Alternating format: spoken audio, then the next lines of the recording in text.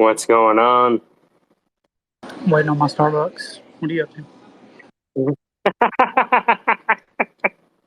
Is all you do get Starbucks? You're like the modern man, eh? All you want to do is drink Starbucks, eat fresh taco, type code, eat hot chip. What's wrong with that? No, I think that's the starter pack. I don't know how to take that, but I'll take it as a compliment. Look, I only know that because I enjoy Starbucks. Who doesn't love a fresh taco? I wish I knew how to code better, right? And I like spicy chips. Yeah, I don't know. I need a little bit of a jolt this morning. Stayed up too late. Gotcha. Yeah, it's been happening lately. I'm seeing a lot of success with this content, so I'm just plowing through. I'm gonna get the M2 tonight. Yeah, I like your new See what format. that's like. You like the little flyer with the subtitles? Yeah. Yeah, I told Lincoln. Yeah, go ahead. Go I ahead. like the new format with the subtitles, and then like it has a picture of the person and everything. It's a lot more. I don't know. It's easier to sit through, and I don't know why. I guess it's just the way that's set up. So I don't know. It looks good. Part of me wishes you didn't say that because it takes a bit of work to do. Because it's like, okay, you gotta do the show, get the recording, put the recording in, and then get the subtitles, take the subtitles out, put it in the flyer. You right? And by the way, Instagram only allows you to do 1 minute at a time, Yeah. right? So it's like, oh no, people are liking it. How do I get someone else to do this? Yeah. Because I have the operation down, right? If I just gave someone a bunch of WAV files, Yeah. right? The Instagram captioning engine is freaking amazing. Yeah. Hold on one second. Yeah.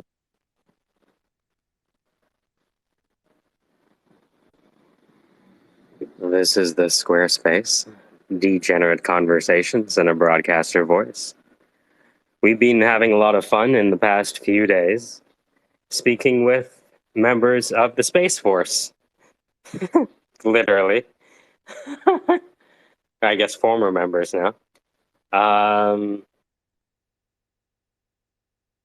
People at the FDA, technically, people in multi-domain operations for the Army, technically. People in law, CFOs in finance. And what I find is that they all have a perspective on any given issue that is different from each other. And that the truth is found in how you weighted average out their perspectives or take certain spectrums of their straw men or straw women or straw they. I could say more things, but again, this is the Squarespace Degenerate Conversations and a Broadcaster Voice Woman of the Year. Congratulations on the nomination.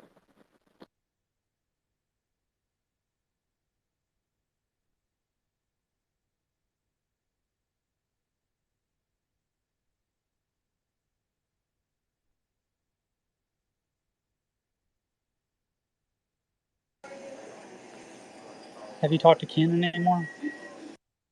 Kit, you said? Ken. Oh, Ken. Yeah, he actually said he wanted to redo the interview, right? Because he was spending some time thinking about the questions, right? We asked the questions the wifey asked. And so I think he's done a lot of work to really clarify everything. because he has enough experience to know where people are tripping up and understanding what he's doing. And I think he really wants to nail it before he goes out with messaging. Right? So we're going to do another session with him. Right? Probably with an agenda. But I have the Dr. Wetzel interview. It's about an hour and 50 minutes. It's crazy. The craziest thing is I'm Guyanese and his wife is Guyanese. What are the odds of that?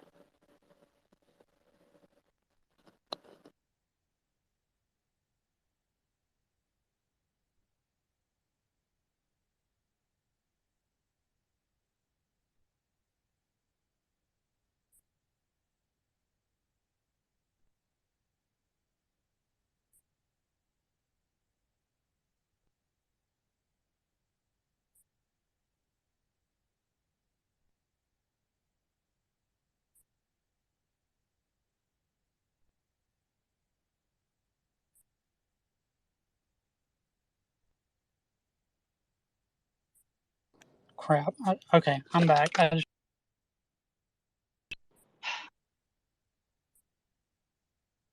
No worries. I'm just asking Dr. Wetzel, how might a startup in NFT cybersecurity immutable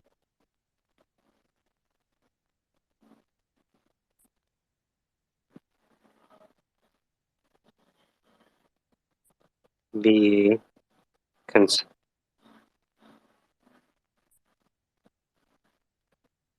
aboard as an advisor? All right, I'm asking Dr. Wetzel. Would that still be something you'd be interested in? Yeah. All right.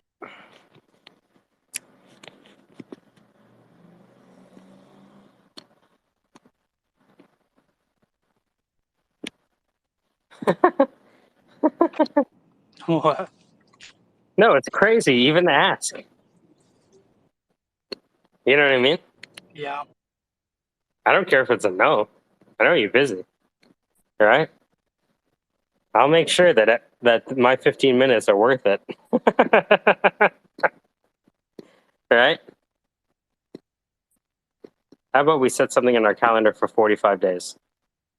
All right? But believe me, like sitting with that guy for an hour and a half blew my brain apart.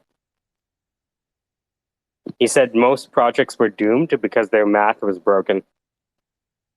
They're like mathematically proof to fail. All their game engines don't spiral upwards. They break at a certain point. And because he knows that's how he can be very discerning about projects.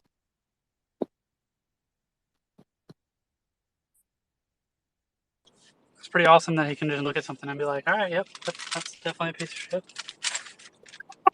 It's actually a mathematically proven piece of shit. Can you imagine? They're like, oh yeah, like you do a topographical space of a piece of shit.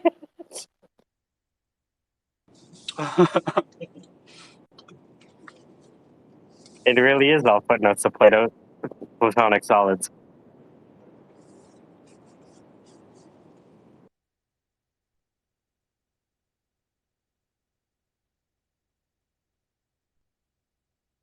Maybe that's what Pythagoras.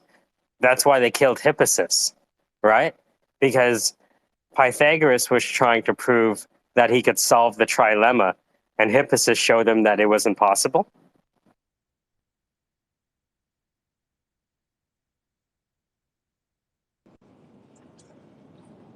Yeah, some things aren't supposed to be solved. But that doesn't mean you can't make money on claiming that you have the solution. True. You know when people say fully decentralized, my brain shuts off. But it is fully decentralized. I like the fully part. Fully. Right? It's all of it. 100%. Fully. End to end. Through Shut up! You're an asshole. And how dare you? Through our centralized network. End to end.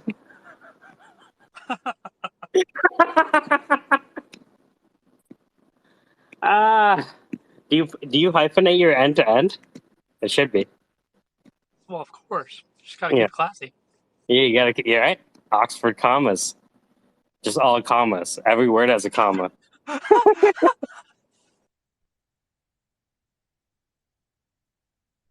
Oh God. I love Ruben's pitch. Did you hear Ruben's pitch for his idea? I think so. Yeah. The Did you see the video I took from the space? You talking about the time based on the time one? Yeah. Yeah. I Yeah. did. I'll put it to the top. If you haven't seen it, he Where said it is really it? good. Oh, I just put it to the top. Okay.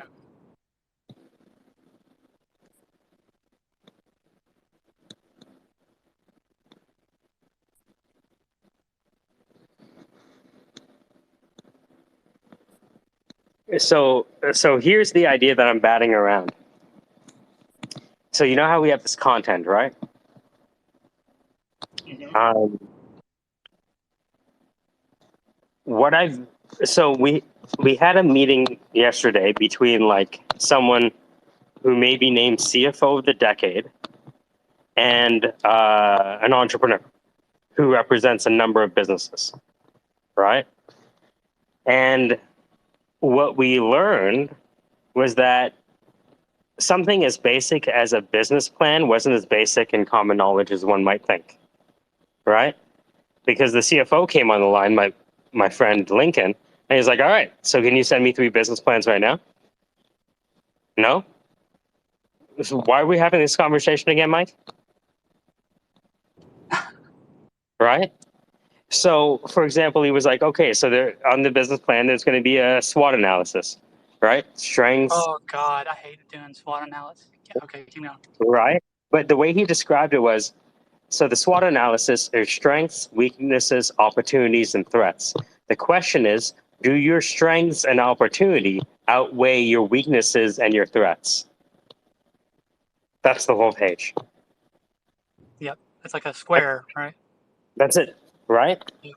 Yeah. So don't overcomplicate this, but don't undercomplicate it either.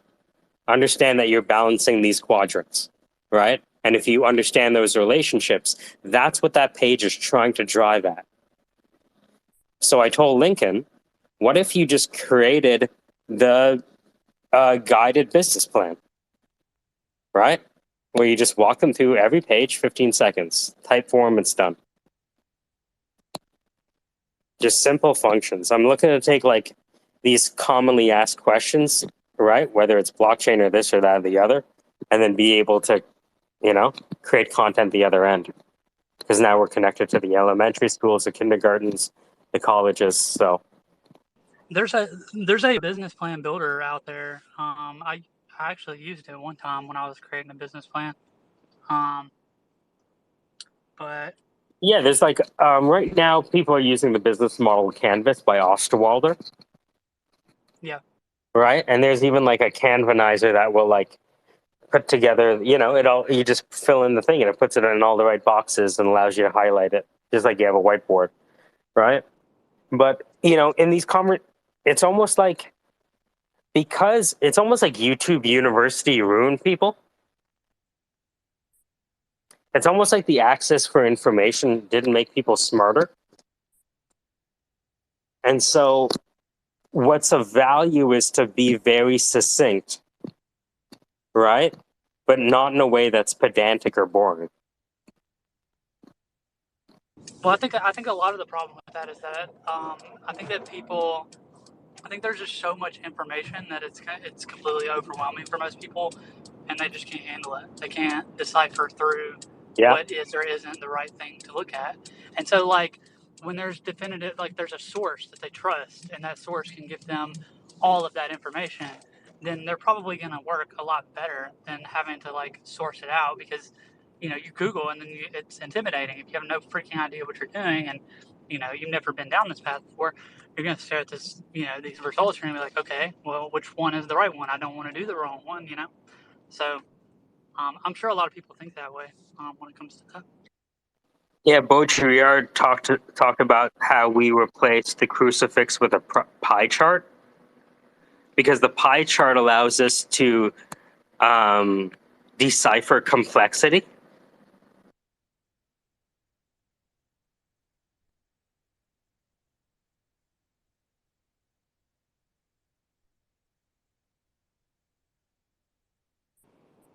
Yeah,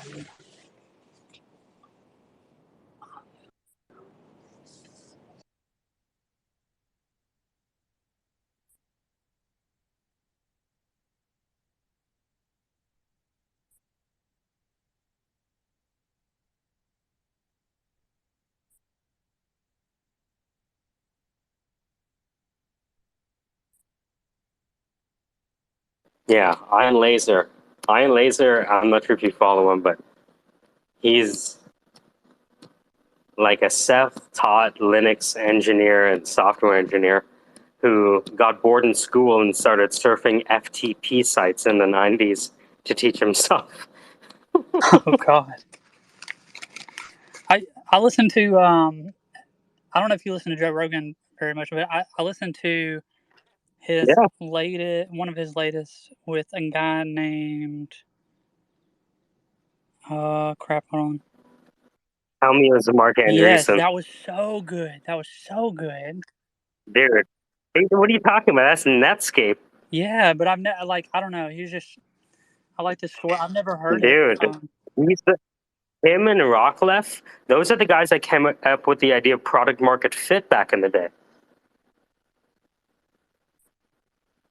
Dude, if have you ever looked at what A16Z did? They were at the bottom of Twitter, Facebook, Farmville, Zynga, fucking every like prolific dude. Netscape might have failed, but that guy learned a thing or two, believe me. Yeah, P Marka.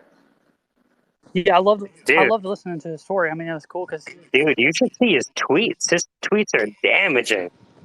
like I loved it because he was like I love one of the first things he said in the podcast was like um yeah, you know, I felt like I was late to the game, and I felt like um, basically he felt like he wasn't going to be able to do anything because it's and I don't know, it's just cool to hear that.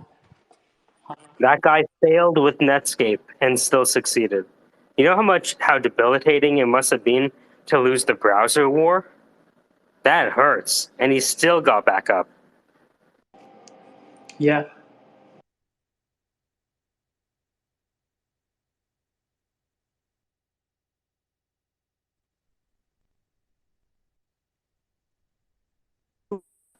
And so, my, yeah, go ahead. I just can't I can't talk. Yeah, no worries. So I was just talking to the CFO today about, you know, what is the model for this, right? If we have a bunch of decentralized agents that are delivering world class content because they're the subject matter experts, right? How do we make their distributed nature the school?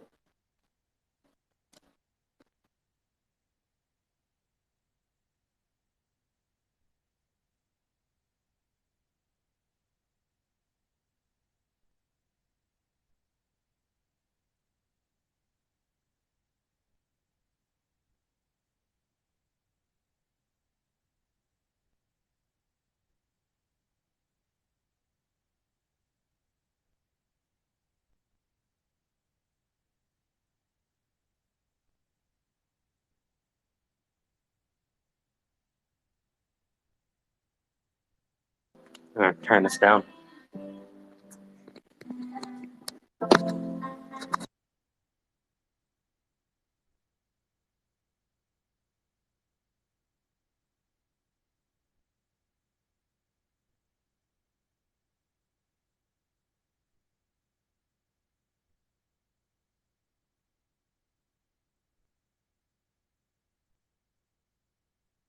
Right now, I'm trying to write an article for a friend of mine who's transitioning into management and wants to understand what the hell these people are talking about in these meetings.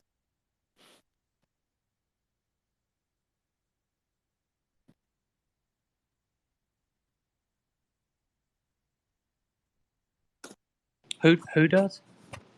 A friend of mine from Twitter. He's going from being like an in the field, right, tech lead to moving into operations management, right? So so everyone in the meeting is using all these convoluted terms. He's like, "What the hell is," you know? And so I'm trying to figure out where to start. Um,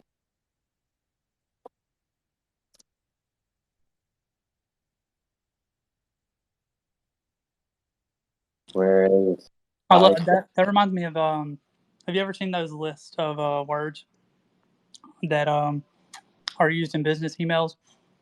It's super Mhm. funny.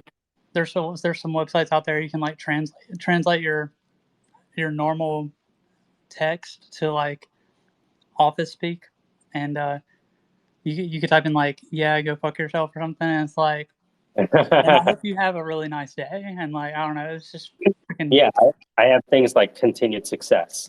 yeah. All right, it's always continued success.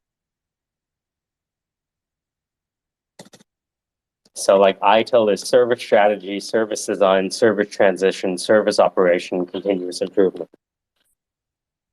Most things are a variation on that theme.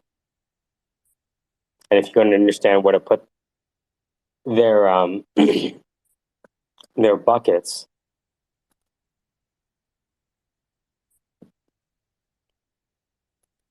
you're okay. Oh fuck. Yeah.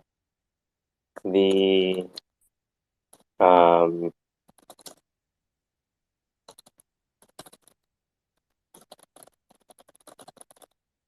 the Infinity Forge method.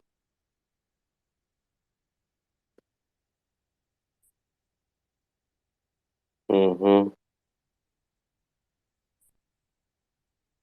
Okay, so I have the dolphins covered.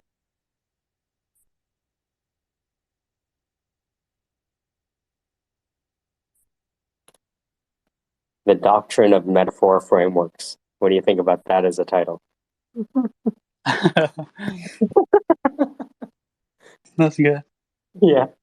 I got the idea of everyone parsing things through their metaphor frameworks was Dr. Wetzel's. The doctrine of metaphor frameworks. I'll send it to you guys, see if it helps. And it'll have to be a multi-part thing.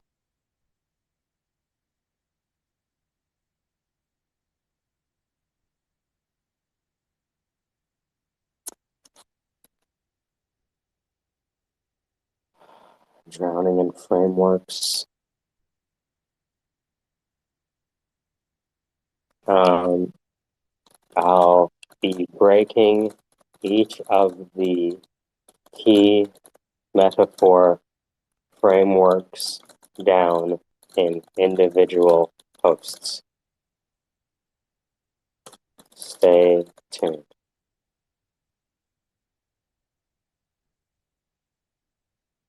I guess ISACA has their own. EC Council has their own model.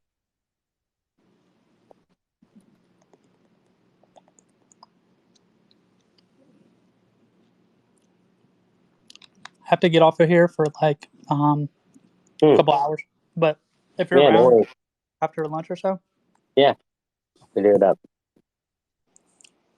have to train somebody. Mm,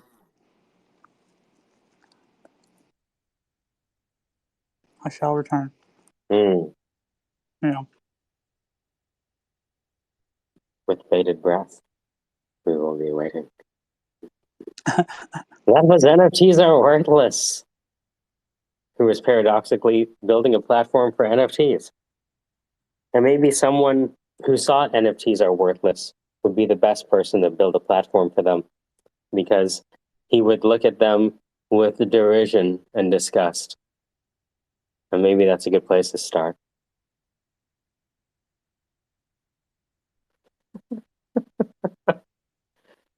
I shall return.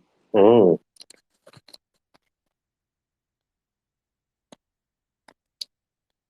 The hidden connection. The hidden connection between dolphins and departments. Just what the hell are they talking about?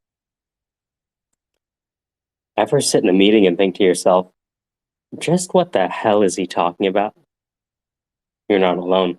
Today, there's a Zoom meeting happening right now, and half the audience is trying to figure out just what the hell is he talking about. Believe me, you're not alone. In fact, people are so confused during meetings that there's a whole YouTube channel dedicated to people disguising thoughts with emotions and language. Wittgenstein pointed that out. So, first of all, there's this article for you. Question: is there a way to decipher all of this corporate IT jargon so that you can do your job and not get in trouble for something you didn't do because you agreed to something in a meeting and didn't know what you were agreeing to because you didn't understand the language used in the question?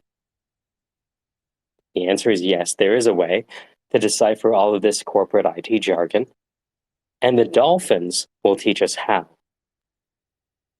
If you're not interested in deciphering corporate IT jargon, don't waste your time and close this article now. The hidden connection between dolphins and departments. Did you know that the use of echoes of ultrasonic high frequency calls to locate objects is called echolocation? Did you know that dolphins produce echolocation clicks while socializing, foraging, and traveling? Did you know that dolphins use their biosonar to discriminate objects with different features through the returning echoes? These are all true. I could probably make up some things that weren't true. Like, did you know that dolphins wear lugs in the winter when they're carpenting? Right? Like, after you say three things, Quinn told me that you can say like a fourth thing that wasn't true. Nobody would know the difference. Anyways, what ties us all together is that dolphins speak in departments. I know this because I spoke to Dr. Herb, and no, Dr. Herb is not a dispenser. Dr. Herb Reuteblot swam with the dolphins for DARPA almost 40 years ago off the coast of Hawaii. They were dropping objects in the ocean in front of the dolphins and counting the number of echolocation clicks they performed in order to discern whether the object was an opportunity or threat. So, of course, Dr. Herb, with his math and computer science skills, modeled the dolphin biosonar signal intelligence system and began applying the algorithm to human pools of documents. So this AI that they created ended up outperforming lawyers in large merger and acquisition cases during discovery. It discovered sexual trysts between executives and their inner circle, and it even found that people were skirting compliance by coding their messages with the word poop and poopy, which are words that compliance departments would never look for. They weren't trained to look for that. So they discovered that the dolphin-based algorithm didn't understand human language necessarily. It simply recognized that humans speak in departments, just like dolphins do. So different clans of dolphins develop their own language unique to their tribe, just like departments do. And this aids in dolphin mating, dolphin foraging, and dolphin opportunity threat analysis. So why am I telling you this? The key to deciphering corporate IT jargon is to recognize that every department, just like dolphins, they have their own tribes, their own language, their own key terms, their own dictionaries, their own nomenclature, their own metaphor frameworks. And if you can understand their MFs, their metaphor frameworks, you'll be able to decipher their corporate IT speak into plain language so you don't get blamed for something 6 months down the road because you didn't realize the difference between RACI, responsibility, accountability, informed, and consulted. In any business project, there is someone who is responsible, someone who's accountable, someone who's consulted and informed. And if you don't know the decision, you better figure it out because somebody might bury you with it. So now, deciphering things into plain language can be difficult because of the implications. Just ask Martin Luther. But that's a story for another day. Now, let's look at these metaphor frameworks, and this was where we're going to end off for now. We're just going to identify the metaphor frameworks that are key, and then we'll have a specific post on each one, just so that we give them the proper amount of attention, and you understand in the end how these all fit together, so that you can really understand strategy. That's what we're trying to do, is trying to be able to understand where we are, where we're trying to get to, and the delta between the two. So all of these metaphor frameworks, these ways of understanding and parsing reality through observation, through orientation, through decision and action, all of these frameworks, they work on a spectrum. So some of these metaphor frameworks, they're concrete, they're real, they're physical. Other MFs, these metaphor frameworks, they're ethereal, they're abstract, and some are even poetic. Now, as long as you can understand how the metaphor frameworks weave together to produce a tapestry from these individual swatches of models, you'll be nice. Now, of course, we always have to remember that all models are false, but some are useful. Box. Add that. Make it into the Googadooks. And Haji Jackie it. Okay. Perfect. Crypto, what's going on? All right, and then we just have a list of frameworks. So I'm going to send this to. All right. A letter to. All right. So can I? Yeah, I love that. Oh no! I should have a dolphin, right? Dolphin biosonar. Mm.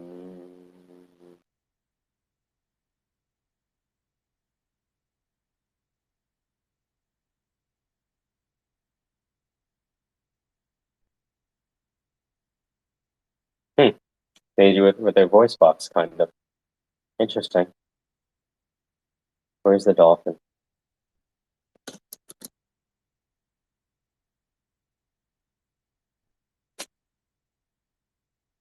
Dolphin biosonar Herb Royplot. No! The Navy's deadly obsession with whales. Da, da, da, da, da.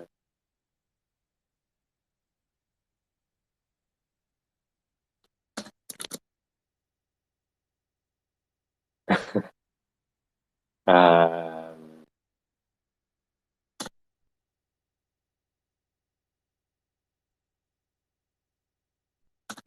what is the try? Your voice is money.com. Um,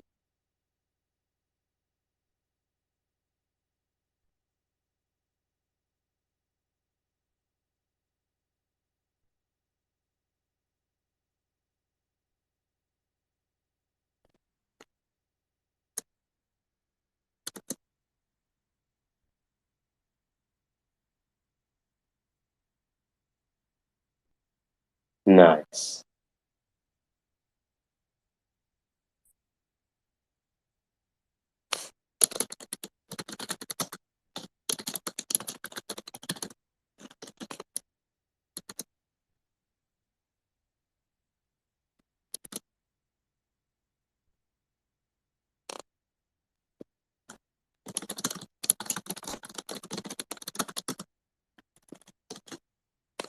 The infinity.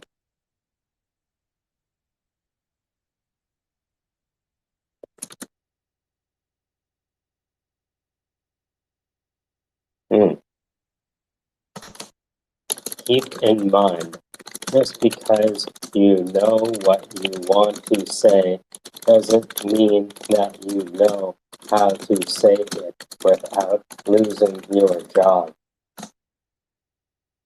You say things effectively without losing your job. That's a task for your voiceismoney.com.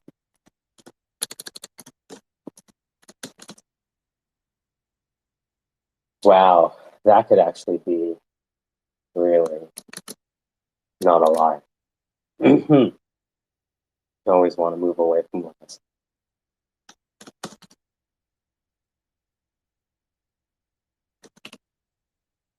Whoa, that's crazy.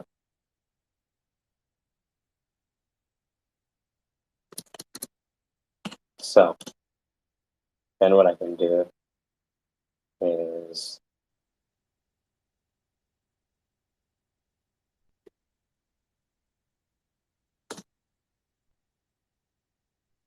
put the thing here, that there.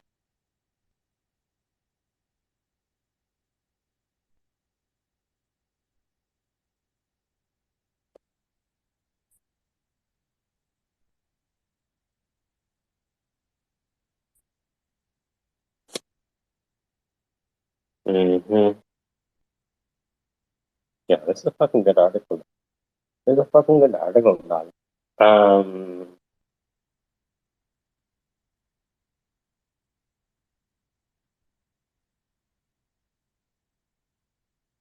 This would be interesting to send. Well, after I edit it. Well, let me edit it now. No, I think it's pretty good. I read through it. Oh, no, I didn't. Let's just do it to the side. All right, done. Wonder where Megatron is. Yo, Crypto, what's going on? Hey, what's up, buddy? How you doing? Long time no talk. Yeah. How you been? What I'm are you doing pretty saying? good. Dealing with this Yeah. damn Voyager thing. I mean, look, smarter people than I, you know, got caught up. So, um, it's tough because there's nothing really you can do but sit and watch, wait and see. You know, and everything like the news is notoriously difficult to report in real time. Hey, so what are we talking about? You talking about how not to lose your job? Last Yeah. last thing. So I just realized that I fucked something up. So hold on. I how do I see a version history of something? I just deleted an article by typing all over it. So how do I look at the version history? Um, settings.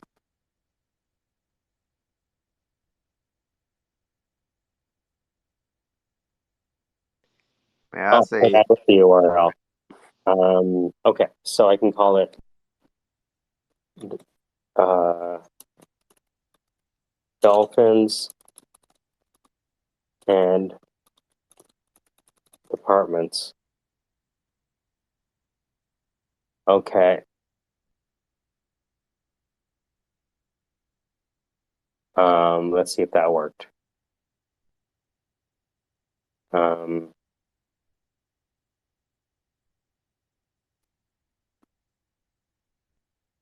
so I have a friend that's transitioning from working in the field as a tech to moving into operations management.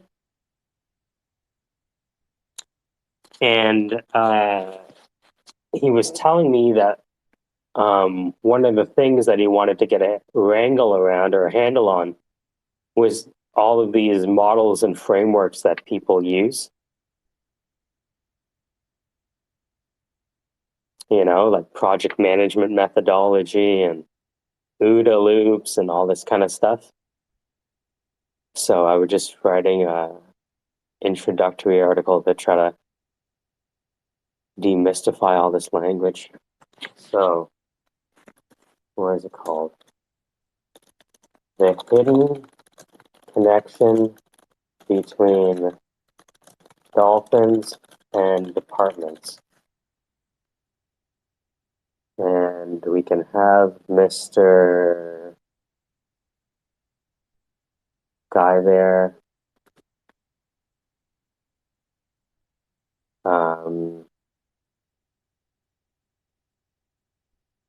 So let me CC Mega. I'm going to CC you as well so you can see what I'm up to. Crypto. Mega. What's the latest on the VGX front? I mean, I saw the bankruptcy stuff like everyone else. I mean, I think it was the move that was available to them, and I think if they didn't do that, people would wake up to an something that they didn't want, right? So they're making the moves available to them. There's nothing wrong with that. Yeah, I'm kind of just sitting back and just you really can't do anything about it anyways, right? But That's what it is. All right. That's the kind hard of thing to come to terms with. yeah.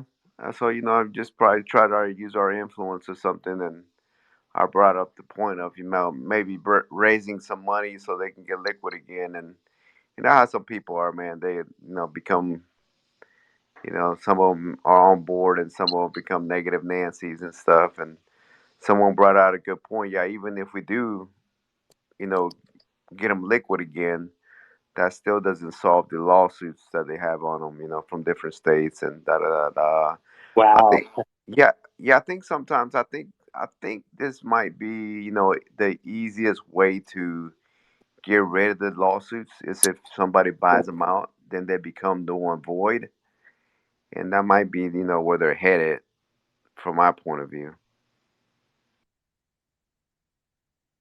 Um,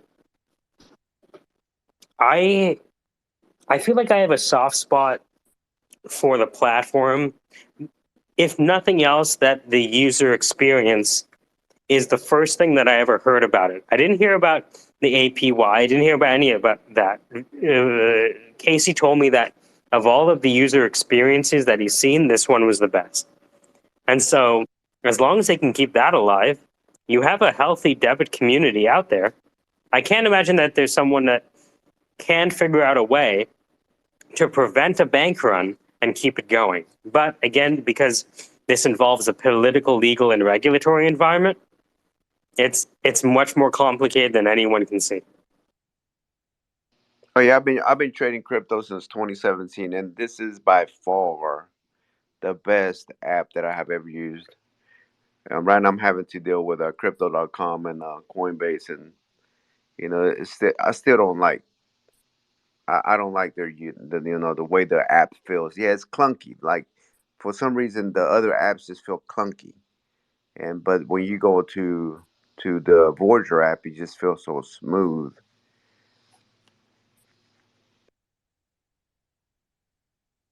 Hey, but on the topic of how to say things in your workplace without getting fired, I think as long as you're not being racist or offending other people and have respect for the people, there really shouldn't be no reason why your work should be even thinking about firing you. And if you're working in a place like that, you might have the wrong job because they should value your opinions just as much as you value their opinions. And the reason I say that is because of this. So I've been with my company for 12 years, and I'm always one of those people that I'm pretty vocal about things, but I try not to get into any political, like conversations or religious conversations, and so, when they do come up, I'll engage as little as I can and just walk away, right? Because I know sometimes those political and religious things don't really lead up to nothing because it's everybody's opinion, and everybody's entitled to their opinion. We're all human and we all have our own opinions. So I think nobody's right and wrong when it comes to your own opinions. It's right in your head, and that's all that should matter. But I I think think it becomes interesting though that people, you will use technical and mathematical language not to say mathematical things, but to state an opinion. And so if you can understand their jargon, you can see the difference between what's the Pythagorean theorem, you know what I mean, versus the opinion that they're trying to add to it. just basically, you know, you're just trying to solve the equation that they're trying to put out there, so you can fit Yeah, in, right? No, yeah, because it's you're absolutely right. You're absolutely right. Because if you can solve the equation by the way they're talking, you can actually conversate with the same equation, so you can kind of fit in. yeah. Yeah, So I understand. when I was talking to Dr. Wetzel, I was telling him, "Hey, what do you think about this idea I have?" And I told him the idea, and he said, "I hear what you're saying is interesting. I believe that is one metaphor framework you can use to understand what you're talking about." And he said the word or the phrase metaphor framework, and it really stopped me in my tracks to say, "Oh yeah, I'm just stating an opinion using technical language." Right? I have to remember it's an opinion that I'm stating, and I have to remember the metaphor frameworks that are, at play. You know what's crazy? That a lot of smart people, a lot of people who know how to manipulate other people, actually speak that way, and they get everybody around them to also speak and act that way. And that's how you know you're dealing with a highly intelligent, manipulative person, because if you can get everybody around you that's in the same conversation to flow with your ideas and your opinions, you're a mastermind. Before I ever, so I was in finance, with my license. I was actually helping teach, not helping, I actually taught the licensing course for people who get licensed in Ontario for various financial instruments. Now, I left because I got disillusioned with the entire industry. Quite frankly, I'm surprised that the industry lasted this long. So I started doing stand up after that because I got disillusioned with the work in general. And when I discovered the power of just conversation, right? Because there's three things that play with stand up. There's material that you write, and then there's the jokes that happen with the audience. That's like crowd work.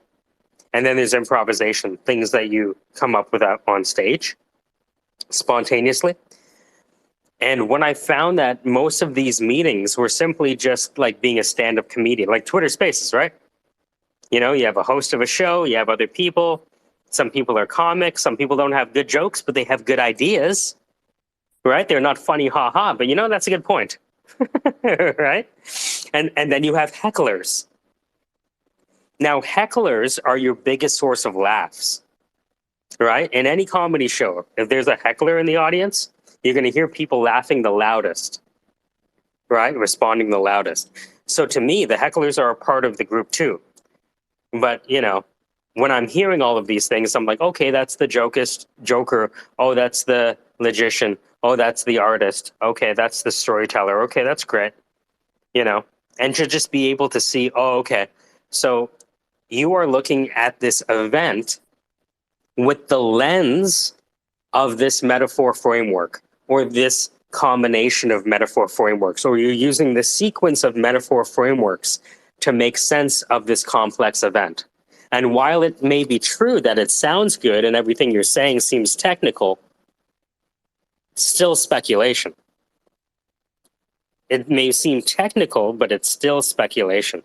And the only way we can know is either to put our money where our mouth is and make the trade, or do more research, or launch a business in the space.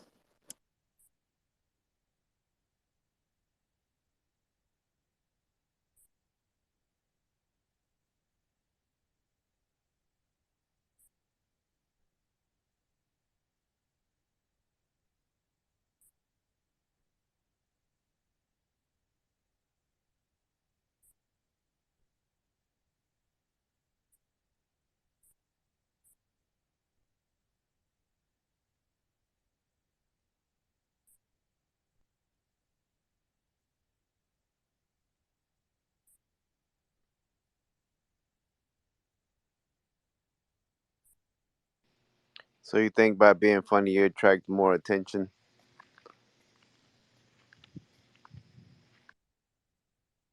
It's a great place to start. Yeah, you're absolutely right. Because there's some spaces that I've actually gone to. Because sometimes these spaces on Voyager and all that, and even other crypto projects, they're too serious, right? So I'll just jump on some different ones or whatever, and you'll just hear like two chicks talk about like nothing. But their space is actually more enlightening, more conversating, more alive. Hmm. They're actually having more fun than everybody else who's too serious about stuff. So yeah, I agree with you 100%. Sometimes just being normal is actually more entertaining and more soothing. Yes. And yeah, and more soothing than being too uptight. The I think we've had enough of people talking like they're on a YouTube channel. Hey guys, welcome to the Squarespace Degenerate Conversations in a broadcaster voice. We have a great show for you today. Right? I don't think anyone wants. I don't want to hear that.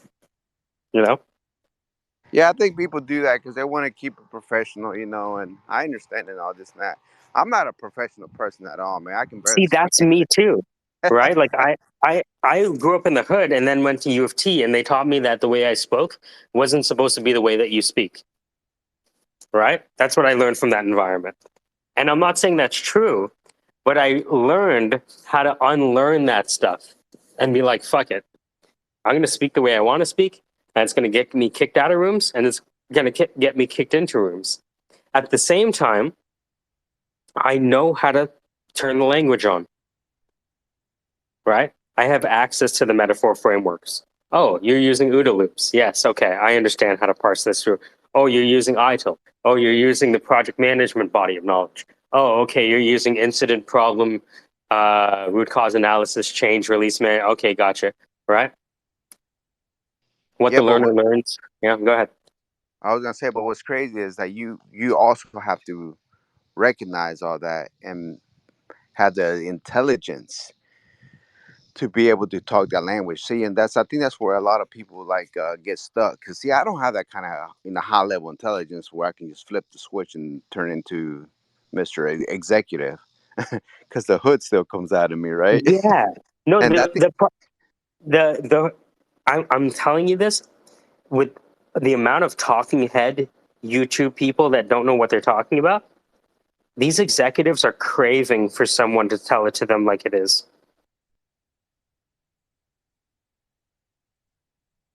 Because everyone's too afraid to tell them the truth because they think they're going to lose their job. yeah, you know what? That's what I appreciate about my boss. I mean, I've known this guy for I want to say like 10 years, and he is by far one of my favorite bosses ever because he will cuss you out in a minute, and he don't care if he has to do it, in private settings or in front of everybody. But he's one of those people, he comes out, he says what's on his mind, but at the same time, you don't have to fear that he's gonna fire you. He just basically like, go fix it. I don't care what you got to do, go fix it. But you're safe because he's basically saying, okay, look, we fucked up or you fucked up or whatever, but go fix it. Do you know what he did before this business? Like, was he in the military or anything like that?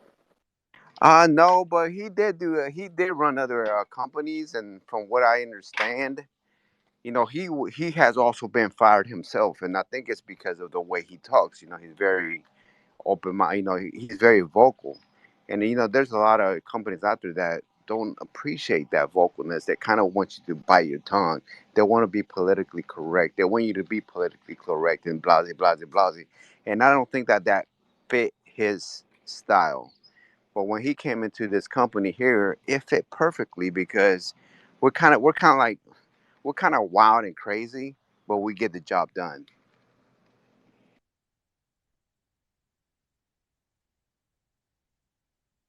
And believe it or not, when he actually came to our work site, we were actually a losing money company. And he turned it around in, I want to say, in about 2 years. Now we're like the most profitable company at like I don't want to say I did the whole United States, and I don't want to put what kind of business we're in, but it's a business that serves a lot of restaurants and a lot of like basically food chains. But he turned it around, man, and we're doing really good. And I feel pretty comfortable knowing that if I have any kind of problem or just need some kind of guidance, I can actually go to him, talk to him. And this guy is like in the upper ladder.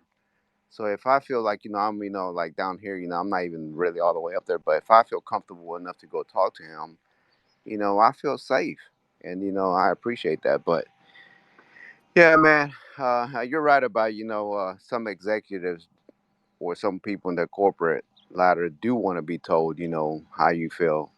And I think that that's what we're missing, nowadays in business is, like being genuine with our peers because there is so much fakeness going around that we feel like we still have to live in that fake world. I think every time we interact is an opportunity for us to put down all of these things that might separate us. You know this and you don't know this. You have this and I don't have that. You went here and I didn't go here. You know what I mean? Like all of that stuff we can put aside. Yeah, I'll tell you one thing that really stuck with me. I had a friend of mine, and this is a younger friend of mine. I'm like 48. He was like at the time like I want to say like 24, 25. But he taught me a very important lesson, which I'm already a grown man, right? I should already know everything. But he actually, because I was saying some things about him when he wasn't around, and I guess he kind of heard that I was saying some things about him, behind his back, and he approached me. He said, "Hey, man, I heard you've been saying that about me." And I said, "You know what? You're absolutely right. I have." And he was like, "Look, I kind of feel like that's you know bad move on your part because if you got something to say it in front of my face, and I won't take it bad. But I'm not gonna respect you if you go around saying this about me without telling it to my face." And I'm like, "You know what? You're absolutely right. How can we fix this?" And he was basically, "I will have more respect for you if you come up to me and say I don't like you, or you're doing this wrong, or whatever the case may be, but talk to me." He's like, "Look at me in my eyes and tell me, because I will have more respect for you as a man, knowing that you can come up to me and tell me this kind of things, versus being a scaredy cat, whatever the case may be, and just talking behind my back." So that has always stuck with me, because now I got this 24-year-old man telling me his point of view, and it made sense. Because sometimes and we all do it. We all get into the little office, gossip, and you talk about people and all this and that. And sometimes that's not the way to be. Sometimes it's just be straight up with people, talk to them.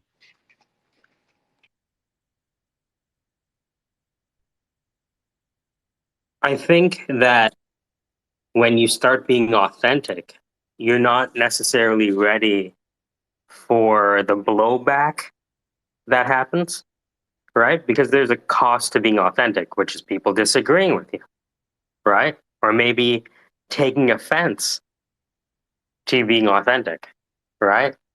And I think, you can tell, or at least I found that I can tell very early whether I'm with someone who's open to considering a new metaphor framework versus someone that where I'm going to have to cater to their doctrine or their gospel.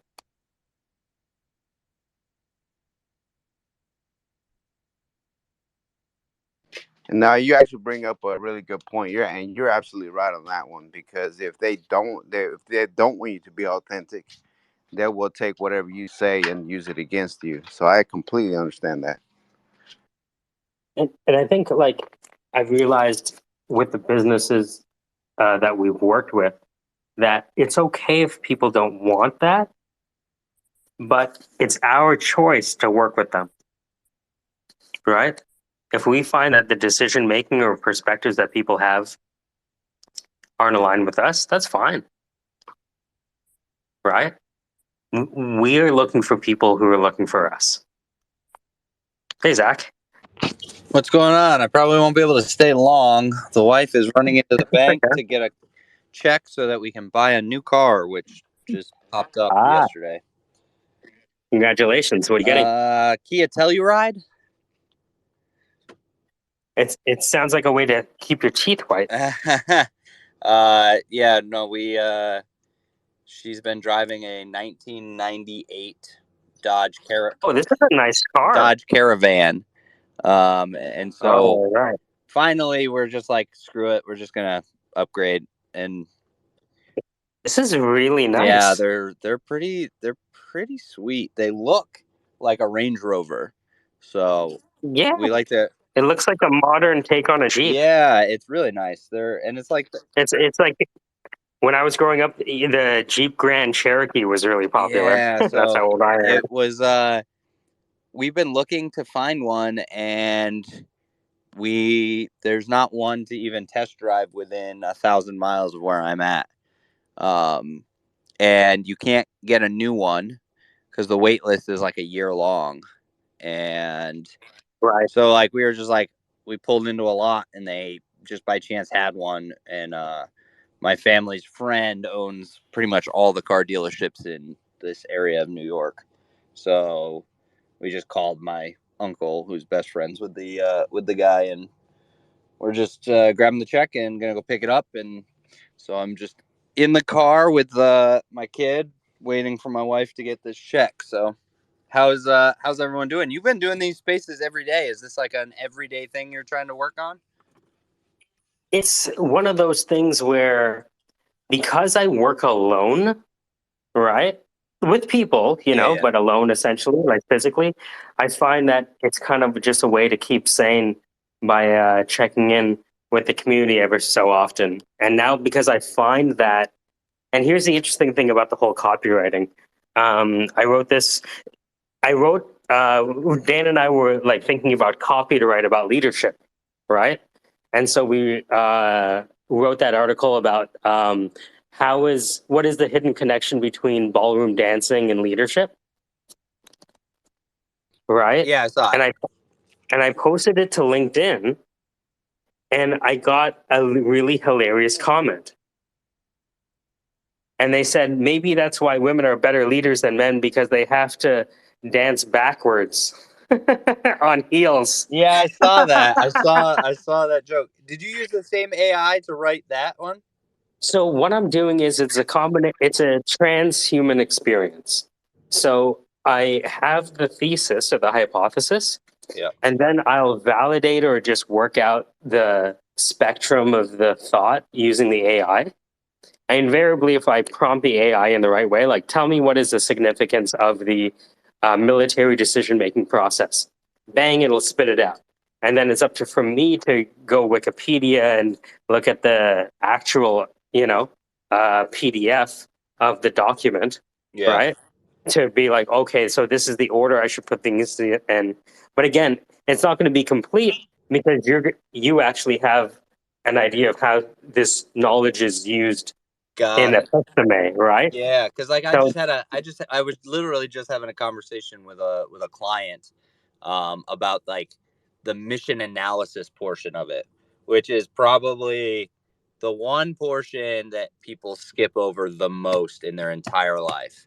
And I'm not sure how much time you have, but Yeah. The one thing that led me down the rabbit hole was the military decision-making process. For those people who may be listening to this in the future, what is the significance of the military decision-making process versus all of the other metaphor frameworks for decision-making out there? So I think that what the military decision-making process does is we have two different versions of it. Is we have MDMP, which is the overall process itself, and then RDSP, which is the rapid decision-making and synchronization process. So we'll put that one on the back burner for later. That one is just a more succinct, quicker version of it. The MDMP process is a long-term planning process where you are able to start with broad objectives. So let's say I want to plan a huge speaking event with all these speakers and all these things, and I want it to focus on, let's say, suicide. I'm just going to say pick a topic, right? Or business, right? Or making money or copywriting. That's a big, broad idea. And so every step of the decision making process narrows your scope, and it's a step by step framework for planning. So we say decision making process, but it's also what we use for the planning process in the military. And it starts with really receipt of mission. So, like, hey, plan this event. Cool. Got it. Now what? And this is the biggest part is the mission analysis part. A lot of people skip mission analysis and kind of go to what we call COA development, which is course of action development, which I think civilians would call planning. For us, the first part of mission analysis is fact finding.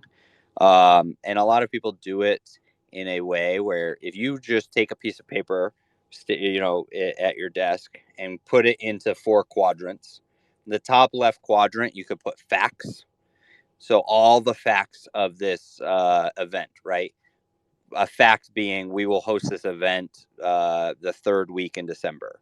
A fact being we want at least 100 people to attend, right? Fact being we're going to have it be from 7 in the morning till 8 at night, right? Any of the facts that you know currently. This next part is where a lot of people get tripped up in life is you make a lot of assumptions when you are doing any of these events. So that second quadrant is going to be assumptions. So what are the assumptions you're making?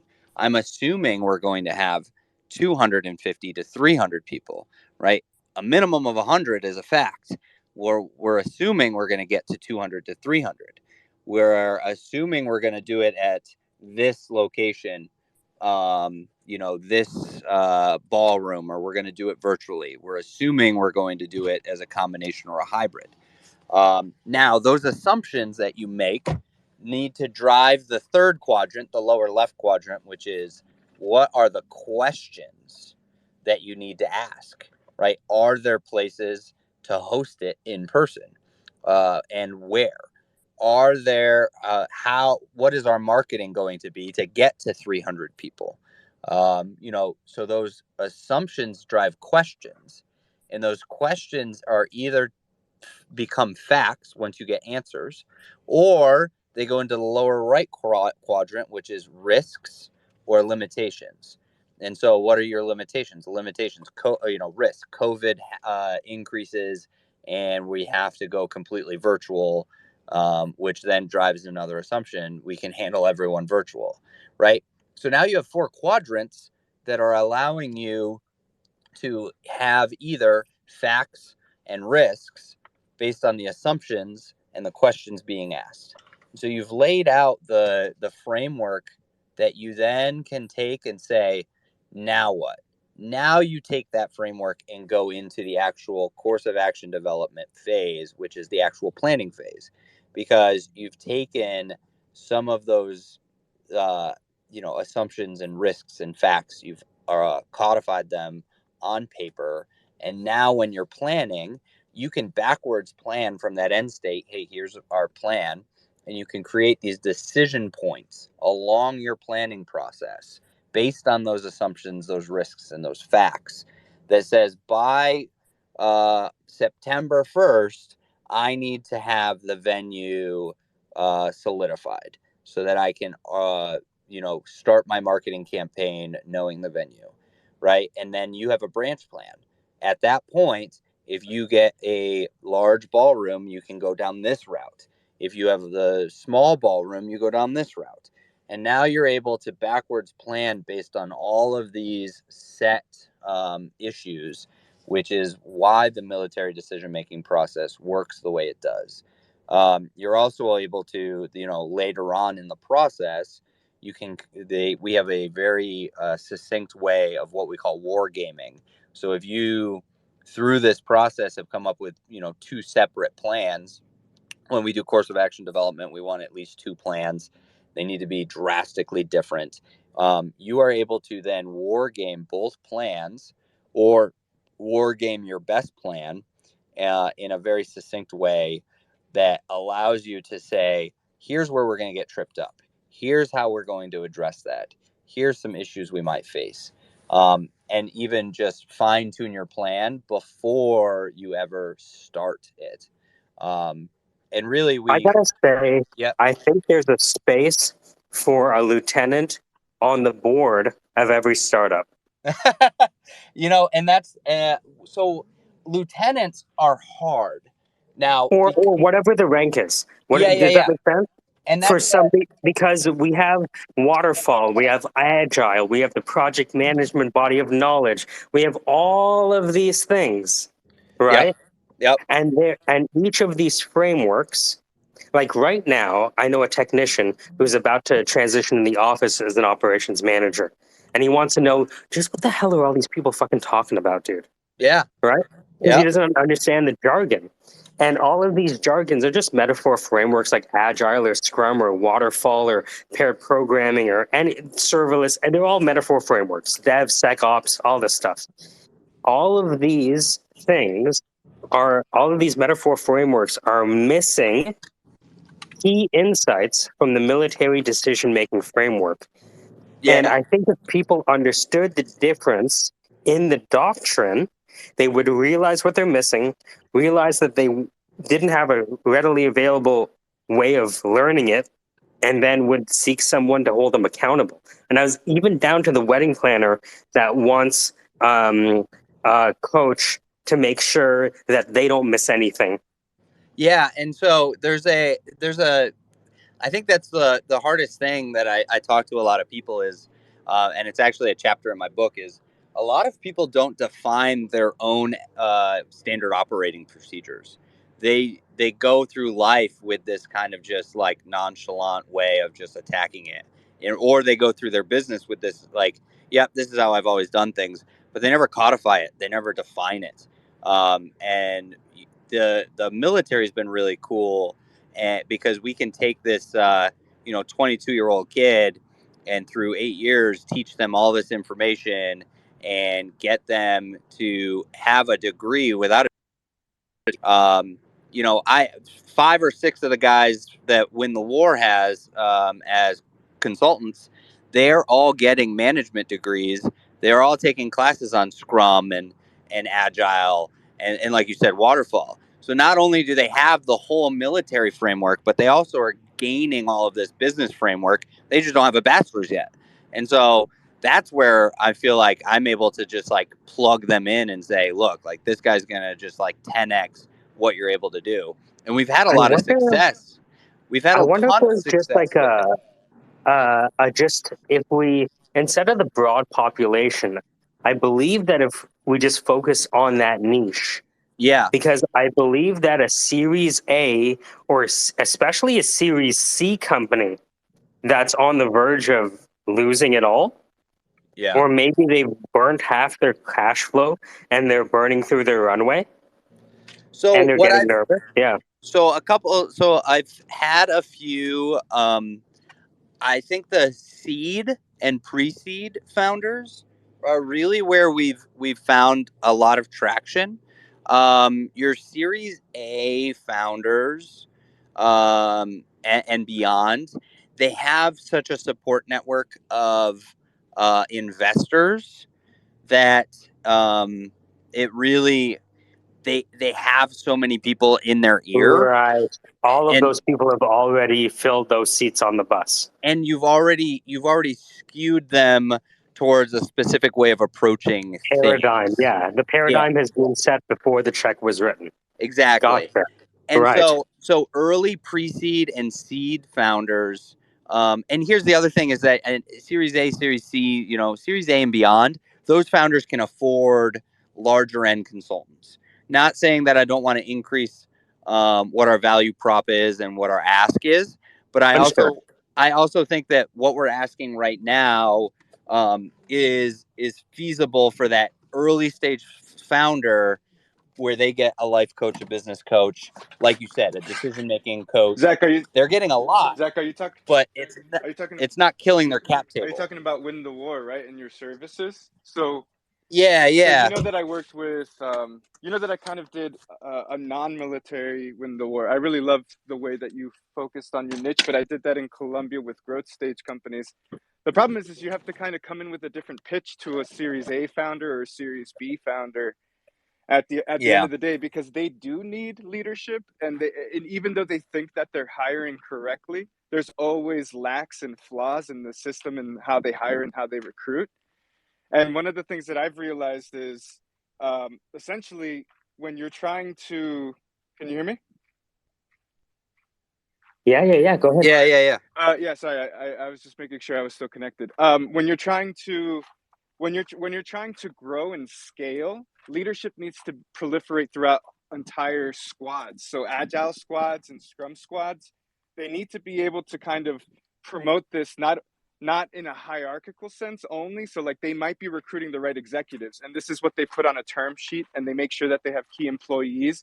Like these are the key employees that we've hired, and we could demonstrate that we can hire. And sure, that looks good on an investor standpoint, but when you're talking about building product, and I like the fact that you guys brought up agile, when you're talking about building product, you need completely autonomous, self-reliant teams, but that also collaborate efficiently together. And that requires leadership that proliferates to everybody in a squad.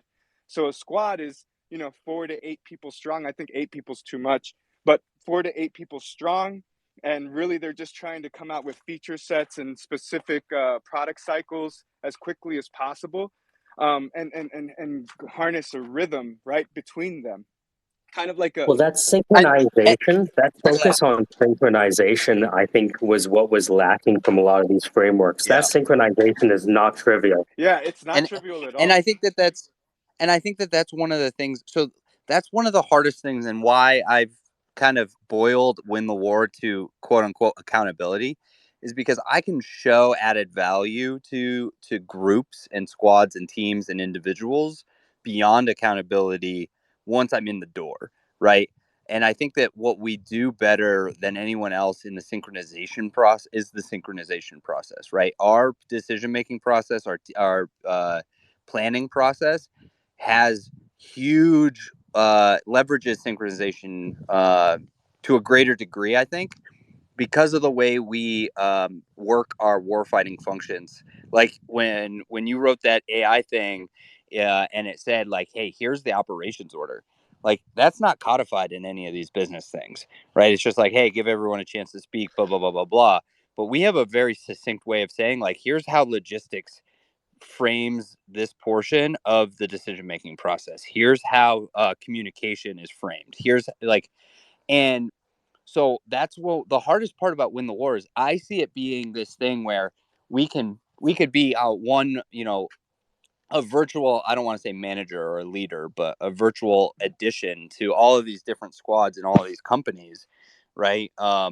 Just throw these guys in when they're having these discussions. Kind of like parachute. Yeah, Right. and just even just changing the way they so we've had founders come in and they're like, "Yeah, I just sold my company. I'm looking at what our next ideas." I literally just got off a call yesterday with a founder who had sold his company as Zillow, and he's like, this is what I want my second idea to be. I was like, all right, cool. And we went through the whole mission analysis portion with him and was like, hey, let's list all the facts of what you like. What are all the assumptions you're making about things? What are all of the questions you need answers for before you pick what route you want to go? And then what are the risks and limitations? And then after a week, we finished that up. He got us all of the answers to the questions. We picked 2 routes. We came up with a course of action for a company that he's trying to build. How is he going to build it? What are the benchmarks? Where is he going to hit things? What are the steps? So while my guys don't know things about startups and foundership and all those kinds of things, it all is the same shit. It's just when you bring that knowledge to my guys bring the military framework and decision-making process to y'all, and together it's a lethal combination, which has been great. It's just articulating it, right? Because people don't understand that they need it. And I really just didn't do a lot of market analysis on it. I just kind Well, of put you're out really as you're really covering two things, I think. So Fang, so I think it's a mistake to think that only early stage. Well, I mean, I don't think you think this, but to assume that only early stage would see the light and win the war. For instance, Fang is hiring. They hire agile coaches, right? So, like when you talk to me a little bit about what you guys are trying to do and how you would integrate into a team, you could be covering if you find a way to scale win the war in the sense of maybe implementing some AI, some profiling, maybe streamlining a little bit of the onboarding, which I know in that kind of company, the heaviest thing is the onboarding, just getting through the survey of the company, the culture, what do they need specifically.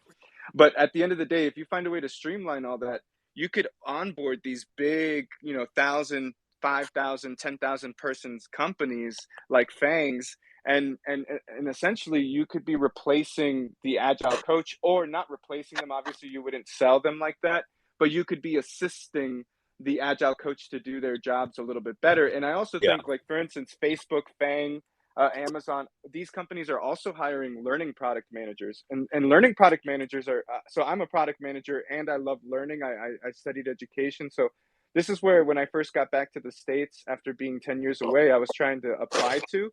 And learning product managers is a great little thing that's happening in these bigger companies, these bigger tech companies, these legacy tech companies, which is just somebody who's sitting down and trying to understand the skills that this 1,000-person company needs, right? And yeah, that's not just technical, that's also the soft skills.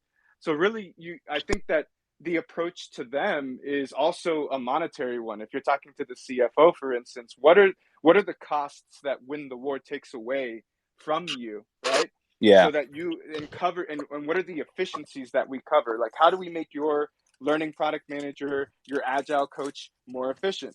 yeah, With this personalized consultant that kind of comes in, he teaches you these very specific strategies that come from the military, and at the same time, he's learning from you. So it's a great process because this person is open minded. They're also trying to understand how they fit into your company, and it's not just unilateral or unidirectional the service, but essentially it's something that you're also helping the military. I think that that's just a value prop that's just extra and amazing that you yeah. sell. And I think that's the hardest part is that not every staff sergeant, sergeant first class is super proficient at that. So it's figuring out how to weed out the ones that can learn it, because honestly, most of what I'm teaching and working with is officer jobs, right? And so being able to add that edge to the enlisted guys is difficult, and that's why I started with accountability, because everything bases in accountability, right? You can learn it, but if you're not using it, it's no good. And so any one of the staff sergeants can teach accountability, can keep you accountable. And a lot of people, I think that's what they struggle with, is they're buying all these courses, they're reading all these books, they're like learning all this stuff, but they're not applying it. And so, I think that there's just so many things that this new talent, this new group of talent that's now accessible has. It's figuring out how to leverage such a broad and diverse group that can add so much value in so many different ways, and boiling it down to the first, market, and then what are the expanded markets and how do they go? Because So let me ask you, Zach. So we've talked about wedding planners and event planners. Can you run that back for me? Because we're recording the space, so I really want to get it. So what interested me when we first started talking about what you do is the military decision-making process. Now, because I've worked in a lot of industries, I've seen a lot of metaphor frameworks, from OODA loops to Wardley mapping to the Kinefin to regular run-of-the-mill stuff like waterfall and agile and scrum and extreme programming and paired programming and like the Google Venture Design Sprint and the IDO Design Sprint. But when I saw the military decision-making process, and then I looked up from you, and then I looked up the actual 100-page document, which linked to other documents. The things that I saw that were emphasized was synchronization of operations, and I also noticed the amount of time spent on preparing the light infantry. Yeah. So two of the things. So the question is like, can you tell that story again about how you helped that software team? So I think that it's especially in the two frameworks that you brought up, right, is the synchronization. So when the founder came to me and he was like, hey, I'm trying to go, a lot of people are like, this is what I think I'm going to do, and this is where I think the problem is, and they get into working on it and they iterate, and then they're like, I don't even care about this that much. And so what I did was I said, hey, let's take it back to the planning. Let's take it back to mission analysis, the fact gathering first. And we did the mission analysis like I talked about earlier, and said, like, hey, what are the facts, the assumptions, the limitations and risks, and what are the questions you need answers to, about who you are, what you enjoy, what markets you're interested in, and um, I can even talk about a client I talked with last week. He currently making 600, or he's making six figures right now. He wants to take a huge pay cut, but he wants to live fully remote in Colombia. And we did the mission analysis, and we talked about how much money he needs, the facts, and did some research and got all that information of what he needs to survive and how much he needs to make and what companies will hire him to do sales and how many sales he needs to make. All that kind of stuff was the facts. The assumptions were, one of his assumptions was, I'm going to enjoy working remote and living in Colombia. I was like, you've never been to Colombia? He's like, no. I was like, so that drives a question of, can I test my assumption that I'm going to enjoy Colombia, right? Like, another question, how much does it cost to fly to Colombia tomorrow and live there for 3 days? Another question is, where would I live in Colombia? It's not just like it's a tiny little town, right? So, and so now he's going to fly there next week. He's going to go down. He's going to test this hypothesis, and that drives another question: what do I do if I don't like it? Well, I could move to another country down there. Zach, if you want to keep me in contact with that guy, I can definitely help him, because I lived there for 9 years, bro. So yeah, perfect. I could totally tell him, like, hey, where to live. I lived in 2 different cities. I've traveled to like 20 different cities while I was there. If he needs help, I could totally help him. But I agree with your way of approaching solving the problem, though, right? Which is just like experiment. And so I think that a lot of people, they don't ask the right questions. They don't know where to get the right questions, because they don't know what their assumptions are.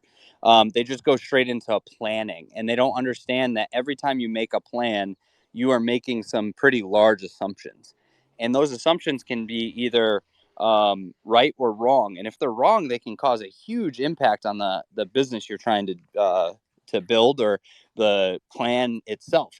And which is another reason why I think that the MDMP process for businesses is incredible, because one of the next part of the whole thing is this idea that you plan for 1/3 the time. So if I, like, going back to that example of, we're going to run a conference in December, right?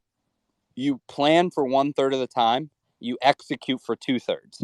So you can always, your planning shouldn't take so much time. Like you said, attract funding is, you said, the time you use to prep the infantry. That isn't just planning, the preparation, the execution, the getting in position, the condition set. That's the 2/3 time, right? So a lot of people, they plan and they wait for everything to be perfect, and they wait for the perfect time, and they wait for them to have all the information. You can do the MDMP for the 1/3 time.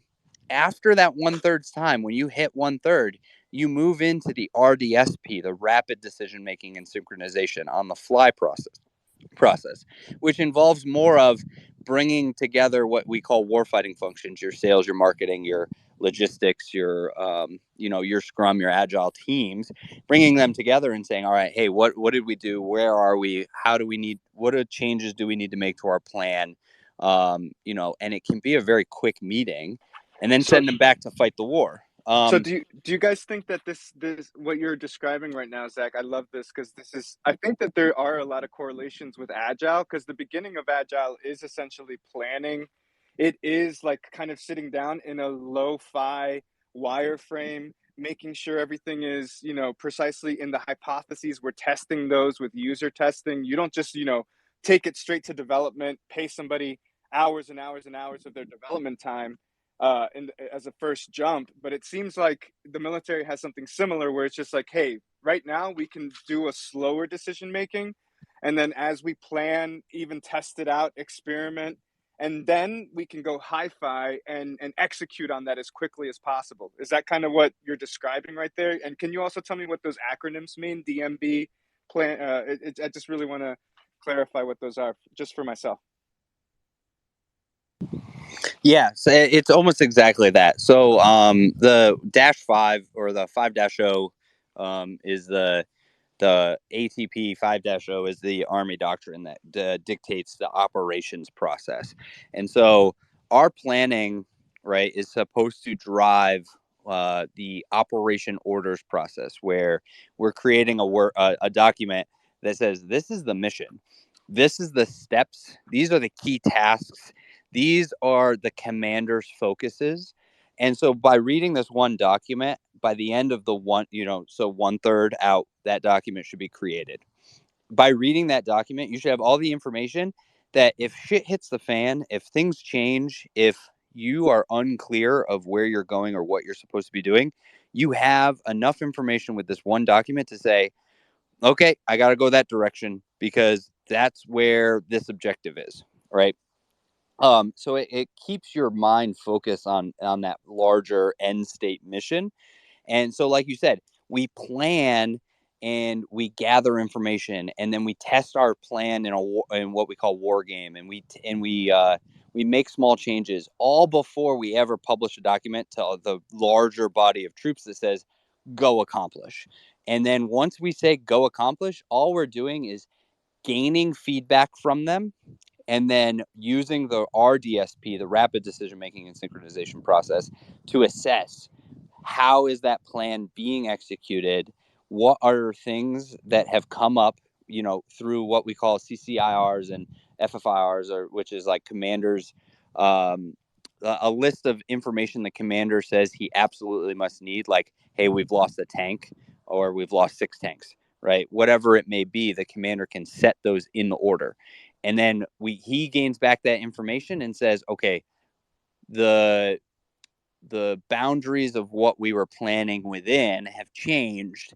Do we need to address that in our plan and make changes to our plan, or can we continue on? What are the risks? What are the facts? What are the assumptions? And we go right back into that same process, but we do it at a much quicker pace for making those changes, because once we've started the actual operation, lives are on the line. So we need to be much quicker.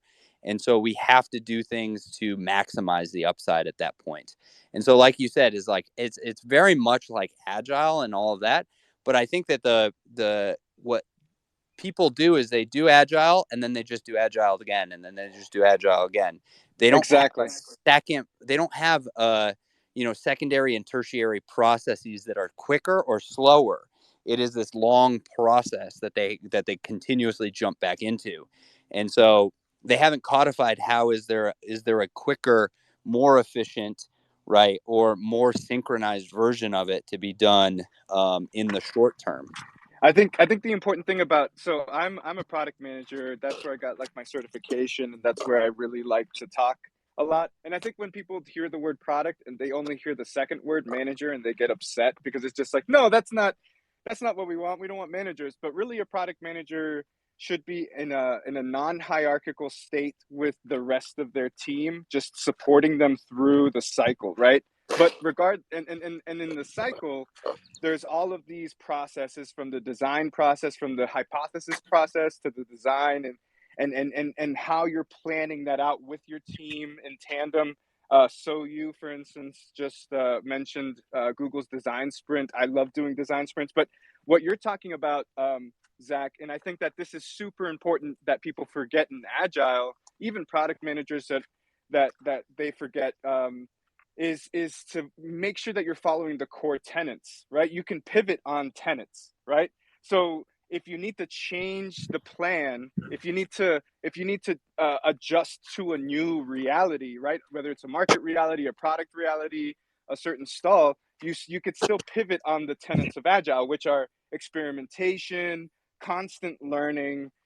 These are really important tenets that you could still pivot on. And here's the thing is that they don't codify how to use those tenets. Those are they're very broad concepts. When you go into a MDMP session with all of the warfighting functions, all the staff primaries they all have this little book in front of them. They call it the Red Book. And it's this whole book on just the MDMP process. And they can switch to any page and will bring up, how is this meeting supposed to be framed? What is my contribution to it? And so they have this list of what they need to bring. And so do we have a session where all of a sudden we're just like, all right, next 15 minutes, just creative, put anything on the board, let's go. Yeah. But we then bring it back to the confines of this like structured set that we can always refer back to and always be able to iterate in a similar way. So where I think that, some people lose that part. I have to run. It's been really great talking to you. I will be back probably in a little bit. And then Anthony, we'll have our space on skills later today. Yes, sir. If you want to get together before then, I gave you some times in your messages. Yep. And I'll message you. We could talk. Cool. All right. And then I'll talk to you. I'll talk to you in a little bit. And I'll message you. Yeah. All right. Sounds good. It's really fascinating. I think it is. I think that there's a specific aspect that we need to understand as well, which is every product is distinct and cultures change because of products. So I've worked with fintech companies and I've also worked with edtech companies, and those are two completely different cultures, right? Mm-hmm. So when you work with the military, that's one culture as well. And I agree with the codification, but it also has to have this element of adaptability and looseness, right? Because the codification is what you instill when you know your culture. When there's a clear and succinct culture from top to bottom, left to right, in that entire it occurs to me that, let's say you wanted to present this to people in Ghana, right? The codification would ideally be done by your best student, because they would write it in their language with their metaphor frameworks. Like they might use the Adinkra symbols, to express these things, No, I love that. So like I don't always want to mention this because it always sounds really pretentious, but I was in Colombia for 9 years, and it's something where you realize there is a different way of working and the codifications slightly adapt. And this is the big thing, like if you look in the macro with globalization, people try to take, for instance, a certain economic style of a free democracy and free capitalism in their country, but they interpret it in different ways. So codification needs to happen at the regional level because knowledge and the ontology of knowledge is interpretable.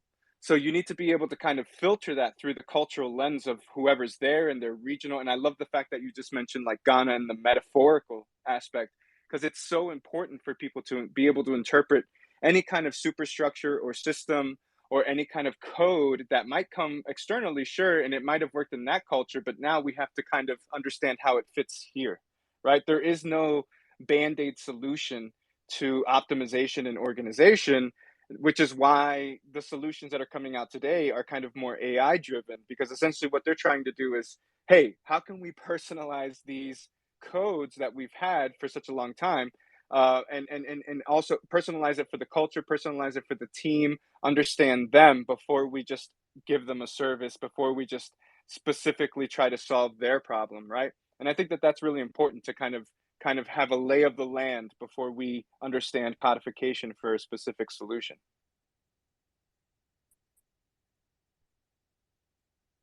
It occurs to me that I'm looking at this ATP 5-0. Have you ever seen this thing? No, I haven't. Is it like a clear? I'm guessing since it's military, it's just a very clear process. It's astonishing. understanding when you understand when you of the above is expressed in military.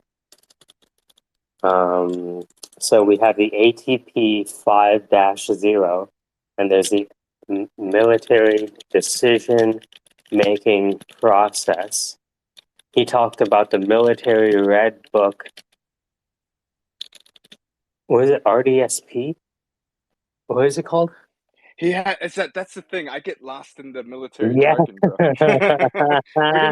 We're gonna need him to send us an email with just or at Okay. least a Google Drive with just a whole bunch of. Because I've been like talking to him and realizing, because I love looking at these different doctrines, right? And when I came across the military decision making process and the documents that are referenced, so 2015 Red Book, synchronizing environmental reviews for transportation and other infrastructure projects. Whoa. So what does it say?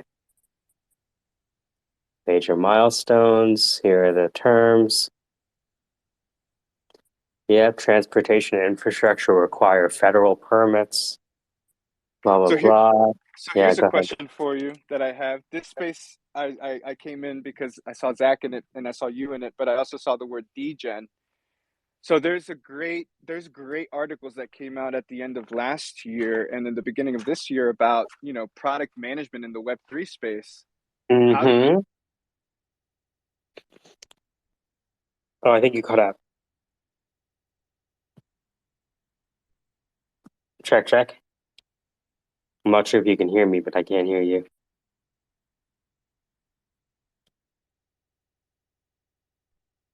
Hello?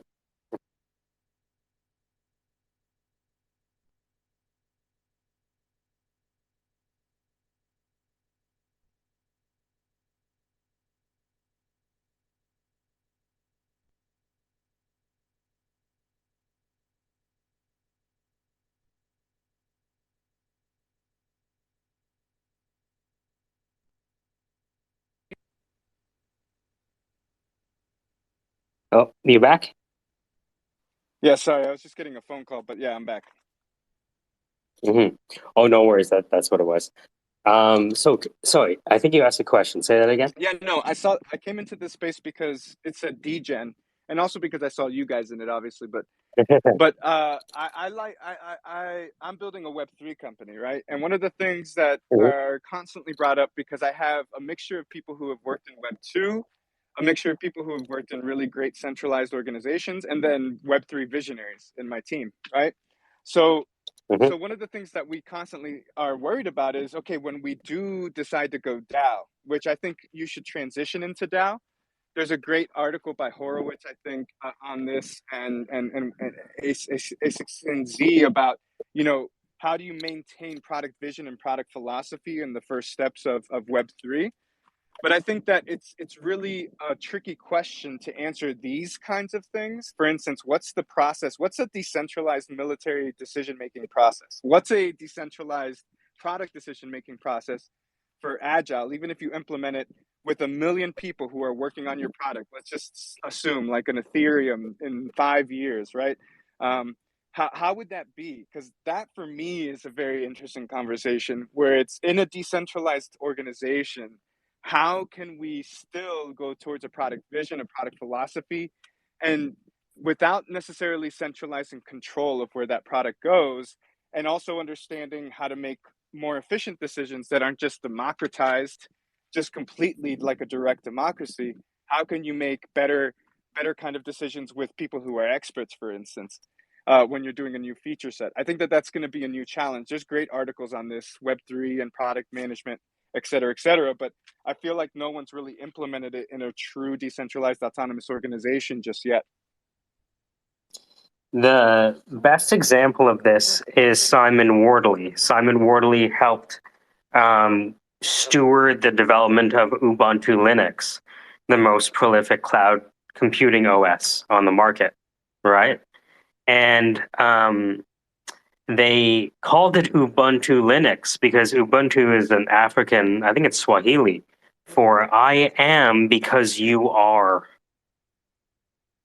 I am because you are.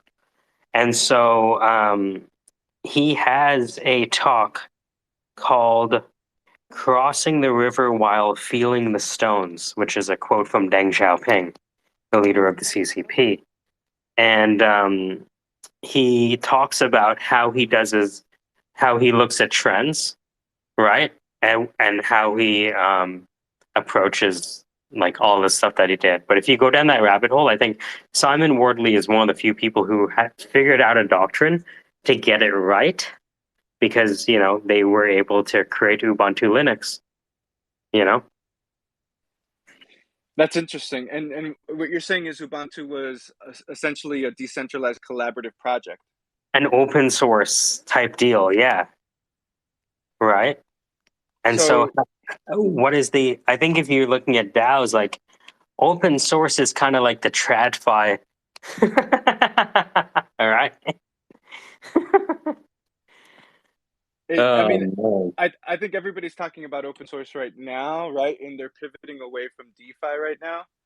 So my question is just how do we manage an open source public hyperstructure in the future by still staying within like the lines, I guess, or I guess kind of being able to put blinders on. And I think that's just about building out the right structures, right? Like where are you going with this specific feature set? So we're building a decentralized open source skills protocol that you should be able to build on top of it.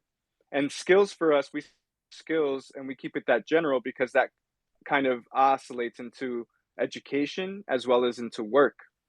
So we were discussing our website that we're trying to build right now, and one of the things that is so funny is on top of our protocol, you could either build a great job board for like a pallet, like a decentralized job board or a Gitcoin, for instance.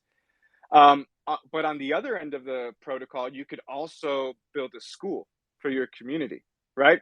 And it was so funny to get into conversations with the team because the team is just like, what should we put on the website as the value adds of our protocol? And I'm trying to capture all of that, right? Like you can build your community, you could do all of this. You could literally extend this to your Web 2 app because we're gonna have RESTful APIs for even Web 2 apps that can kind of integrate with our protocol. And what we want is to kind of start to decentralize these already existent systems. You can't. I don't believe that you can build up from just a 0 DAO to 100 users in that DAO to 200 users in that DAO and kind of compete right now against Fang, for instance. I think it's going to be difficult. I think you have to kind of inception in a manner of inception, kind of bring those companies into a decentralized format of work and learning, right? And I think that's what we're trying to do with our protocol. But one of those questions comes up where it's just like, how do we focus on the Web 2 growth strategy of, finding a niche product, a niche use case, and growing our protocol there? I don't think so. I think we should kind of open it up, right? Because it is an open source skills protocol. You can dive into skills analytics, and you can build on top of those skills analytics. And that's kind of one of the things that I could see not hurting, but kind of like a problematic that's coming up with these Web3 companies. It's just like, how do we end up, scaling and growing this protocol so we're inclusive, but at the same time, not just completely decentralizing operations in the beginning to maintain a little bit of product integrity, if you want to put it that way. Yeah, Peter Thiel said that every great startup is a dictatorship, right? And I think it needs to be a dictatorship in the beginning, right? Or you can't make decisions with any level of decisiveness. And, they say a camel is a horse designed by committee. I like that. I try not to be, an autocrat with my team because we're small still. We're 6 people strong, and I allow them to make decisions. But at the end of the day, I do feel kind of autocratic, and they push back on me sometimes. They do push back on me, and they should. And they should. But I do kind of try to push out the general vision as well, and as they should. And I don't feel bad about that, obviously. But I think it's one of those things where it's great to be stepping into this new world, I guess is what I'm saying. I like those kinds of problems. Do you see what I'm saying? I don't know of any I guess because I'm a recruiter, right? You know, and now I'm a headhunter launching startups. And all of the startups that I work with, at the end of the day, I believe in the founder, the person making the decisions, the operator, the person on the ground doing the work, right? Meeting the most people. And so, you know, people talk about decentralization, but at the end of the day, what startups need is the ability to make good decisions quickly in response to ever changing market climates, trends and forces, regulations, all of those things, competition, the whole thing, right? Every day you wake up waiting to see if your product is going to be beaten to the punch on Product Hunt, right? And so it's like, I only believe in companies. I don't believe in companies. I believe in founders. And I know if that handful of leadership, which is really boiled down to what, one or two people max, if those people leave, then the whole company is gone.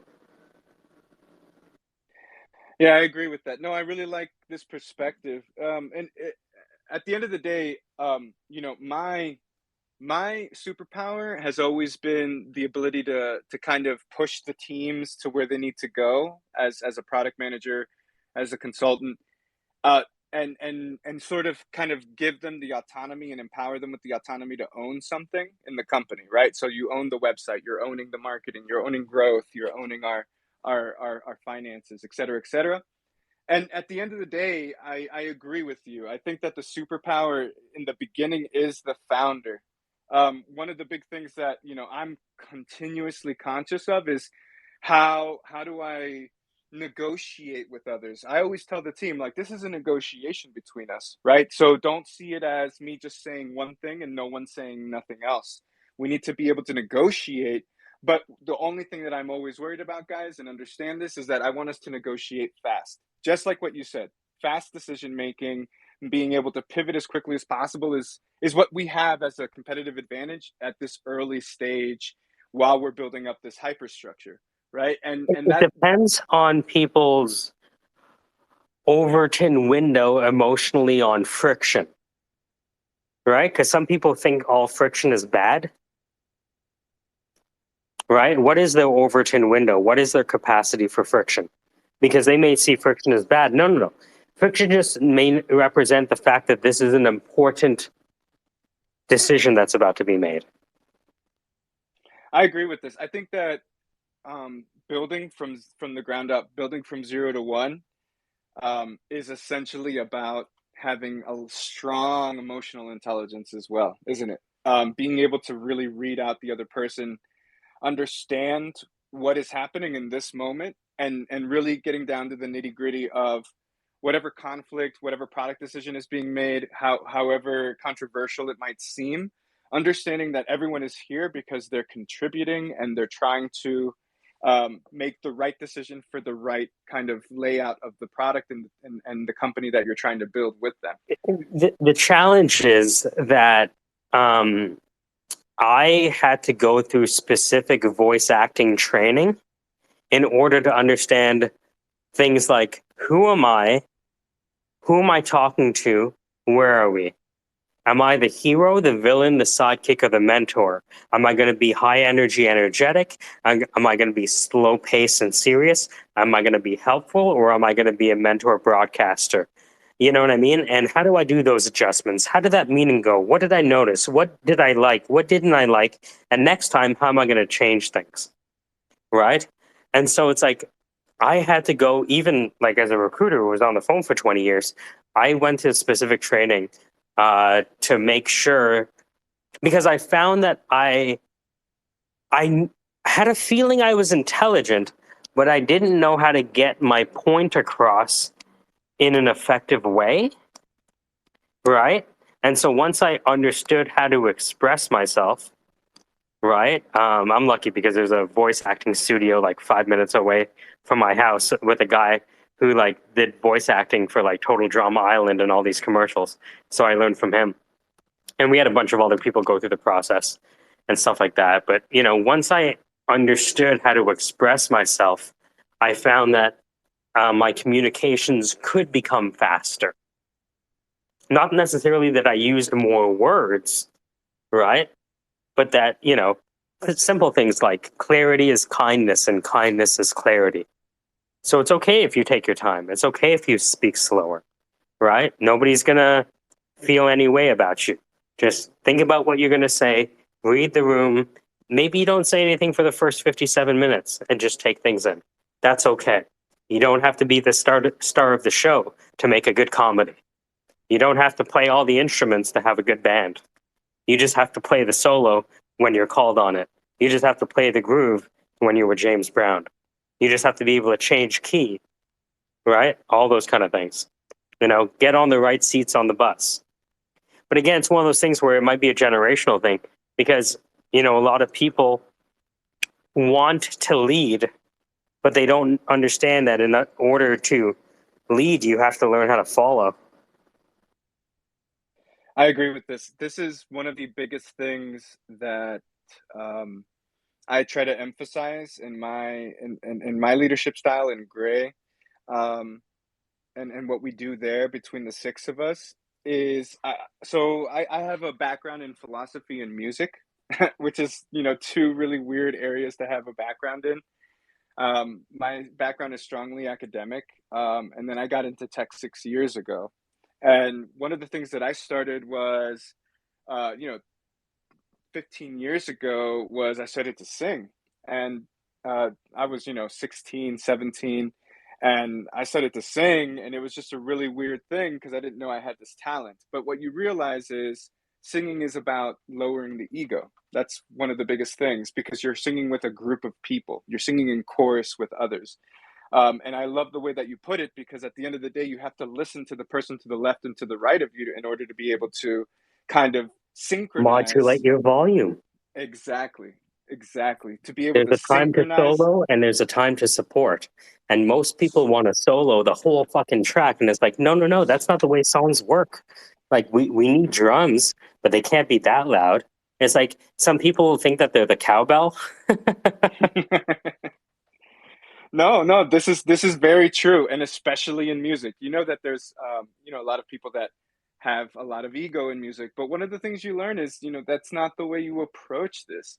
And then on the other end, with philosophy, it is kind of an isolationist perspective, and that's where you harness a lot of your personal power and the perspective that I wrote. And 6 years ago, for instance, I wrote my thesis that started the idea for this company, which was how does technology, Web3, decentralization, and AI come together to kind of decentralize skills institutions today, right? Whether it's recruiting, whether it's education, and that's what I wrote my thesis on. How are we heading towards decentralization inevitably as a social phenomenon, not just as a technological phenomenon? And that's kind of what started what I started. And that's where I harnessed my power, right? But at the end of the day, I love the way you put it.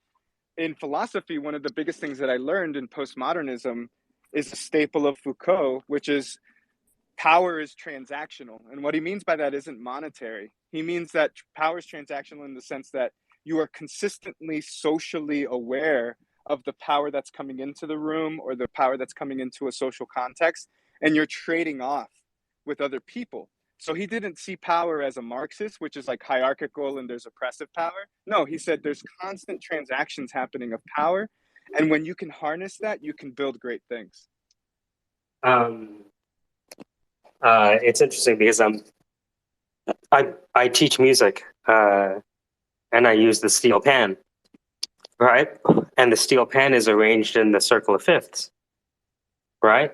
So when I see relationships between keys, I just see different shapes, right? So you could have like D major 7, which is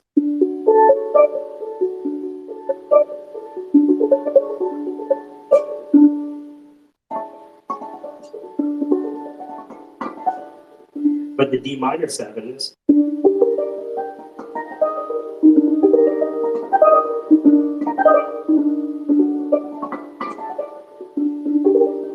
so it's like we have these languages right? And these are ostensibly the same mathematical relationship, or just very slightly altered mathematical relationships between the major seven and the minor seven, right? And sometimes people only know how to play in one key, right? They only know how to do things one way. And believe me, if you play in D major, C major, F major, killing it. F sharp major, don't know what you're talking about, right? But it's all 1 6 4 5 at the end of the day for most of the tracks you're playing with the group that you're playing with, right? So I find if you have the right, as someone who spent a lot of money going to U of T, right? I believe there is a way to express the curriculum between the curriculum. When I look at Win the War Consulting, that is the curriculum between the curriculum, which is discipline, which is not learned in a lecture. It's learned through exercise, like Zach said. This expression management, understanding not what to say, but how to say it, which is arguably more important, right? Especially if we're dealing, essentially, if we become all, Johnny Depps and Amber Heards because we're speaking to everyone through a lens and a microphone, right? Whether you're doing sales or even leading teams, especially distributed teams, Web3 teams that want to fully decentralize. You realize how much voice is a part of success when you realize most of these groups are coordinated over Discord, Clubhouse, Twitter Spaces. It's all voice driven, right? So I think there is a mosaic and a tapestry that's being formed. Like me, myself, I teach music. We teach network cabling. We teach CCTV. We teach access control. We teach voice acting for professionals and even for people who want to become voiceover artists in the cartoons and shows. And so I all see these entrepreneurs as different parts of this tapestry. So, this Squarespace, the DGen Conversations and a Broadcaster Voice, we were joking around more before, but we found that when we were joking around about serious things, other people took us that we didn't want to be serious, but we were, you know what I mean? But at the end of the day, what I want to do, and I talked to the CFO, Lincoln, about this, is how might we create a structure so that the best educators, the best subject matter experts are doing their thing, and we do the instructional design on our side, which we have down. I do all the videos, all that stuff. We have the animators. And then to say, all right, so if you're looking to get a quick start, maybe you start with Zach, right? Because Zach and his team are going to understand all the things you need to work out before you even start thinking about mission accomplishment, which is they might look at you and say, you know what, bro? Put aside this business thing. We're going to have to learn to do 2 push-ups before we start talking about business. That's what they might say to 60% of the people that come out. And who's to say that's wrong? No, absolutely no one. I love what you just mentioned, which is essentially the hidden curriculum. So in education, there's the theory of education. So like I said, I studied my master's philosophy of education. What'd you study in music? I actually studied voice and I sang tenor. It was really You're interesting. kidding me. Yeah, no, I did. That was a while ago though, so don't ask me to sing. Well, But I was gonna. you have to sing the speech. No. But at the end of the day, the hidden curriculum is the curriculum that we have throughout life outside of what we would consider the traditional circumstance of learning, right? So it's not something that's easily captured. The reason why we started Gray and the reason why we want to open source skills is to understand the spectrum of skills. So we divide skills into 3, which they have many names in institutions, but we understand obviously the technical skills, which are kind of the more superficial, more changeable and adaptable skills. The tactical skills, which are the ones that I have with others in a more organized setting, let's say, and then the personal skills, which are more human, like my communication ability. What is my emotional intelligence? So we understand, and from there we're building out skill identity. So between the 3 of those, what we want to be able to do is build out skill identity for that specific person on our open source protocol. And then they can grow, wherever they want to grow from those three, essentially through different products that are built on our protocol, right? What do So, you think the initial niche target market that you found success has been? So I would say that this would be specifically B2B in the beginning, where our growth strategy is essentially to go B2B, just because right now, especially with the current conditions of the market, it should be a little bit easier to kind of get some monthly recurring revenue when we launch, and we'll just kind of token gate certain companies that launch with us. But we do want to build out, developer tools so people can build out applications on top of our protocol. But what we've been trying to capture for the past, ever since I wrote the thesis 6 years ago on decentralizations of skill institutions, we've been trying to capture is also this hidden curriculum, right? How do we capture the hidden curriculum outside of what I do in just a traditional work setting or a traditional learning setting? So if you look at, It's not only hidden curriculum, it's hidden parents. A lot of the people that we're going to find are most transformative, I believe, are kids that don't have a mom or don't have a dad in their life. If we could bridge that gap, it's game over. This is fantastic, because right now, I was talking to the team about this the other day, is imagine in 2 to 5 years, when we extend our protocol to early childhood education, what's going to really start to happen is we understand, we'll be able to see from the skills data that we receive, we'll be able to open source new forms of services that are very niche specific for children like that, for instance. What are those? I was listening to Gad Sad talk to Joe Rogan, and he asked him, what is the number one predictor of child abuse? And Joe Rogan said, oh, if the person was abused before. And Gad Sad said, no. The answer is actually like 100-fold more meaningful. And Joe Rogan couldn't figure out what it is. And Gad Sad said that the number one predictor of child abuse and assault is whether there's a step parent in the home. There's And fucking blew my mind. So for all of these kids that don't have maybe their biological parents, imagine they had someone like Zach in their life, even for 15 minutes a day. Exactly. How can you extend these kinds of services to people who really need them and potentialize them? For me, understanding the profile of every single individual in a skills-based way is understanding how services like Zach's can come in. And the idea, and we've talked about this with Zach before, is he wants to kind of extend Gray's services through an API to win the war, so that he can understand individual skills profiles that come in, and he can better, more efficiently create services for them. But for me, what you just said right there is that how can we bring in, a broader audience and kind of scale this out to really assisting people Yeah, through. because I'm working with like colleges, I'm working with high schools, I'm working with middle schools, down to kindergarten, and I'm teaching them music, I'm teaching them math, all this stuff. But I found that, and the one thing that's hard to, I'm from the hood, right? So a lot of my friends didn't have parents. Like I remember when like my life was like forever changed when I lost my dad. And then I finally put things in context when I realized my best friend never had a dad in the first place. And I went from mourning him to really celebrating the fact that I ever even had one and that he stuck around, because those things aren't easy. But I just think of like all of the, give me a child until he's 8 and I'll give you the man, right? Bilal said that these wars are going to be fought in kindergarten. And how much of this discipline and this leadership is needed? Forget startups, right? Like maybe looking at the startups is like 18 years too late. You got to, you know what I mean?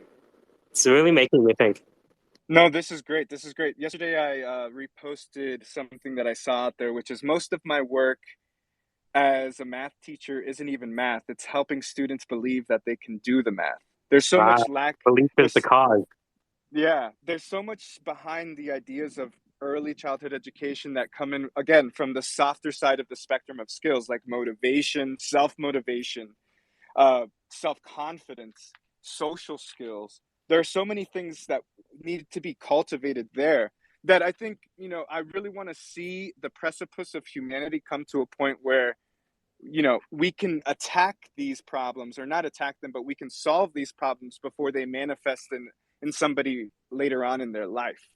And I think that that's really important. The point that you just made, how can we understand the individual themselves and be able to help them even before they get to the point of 18? They think about creating a startup and scaling up something and scaling a business.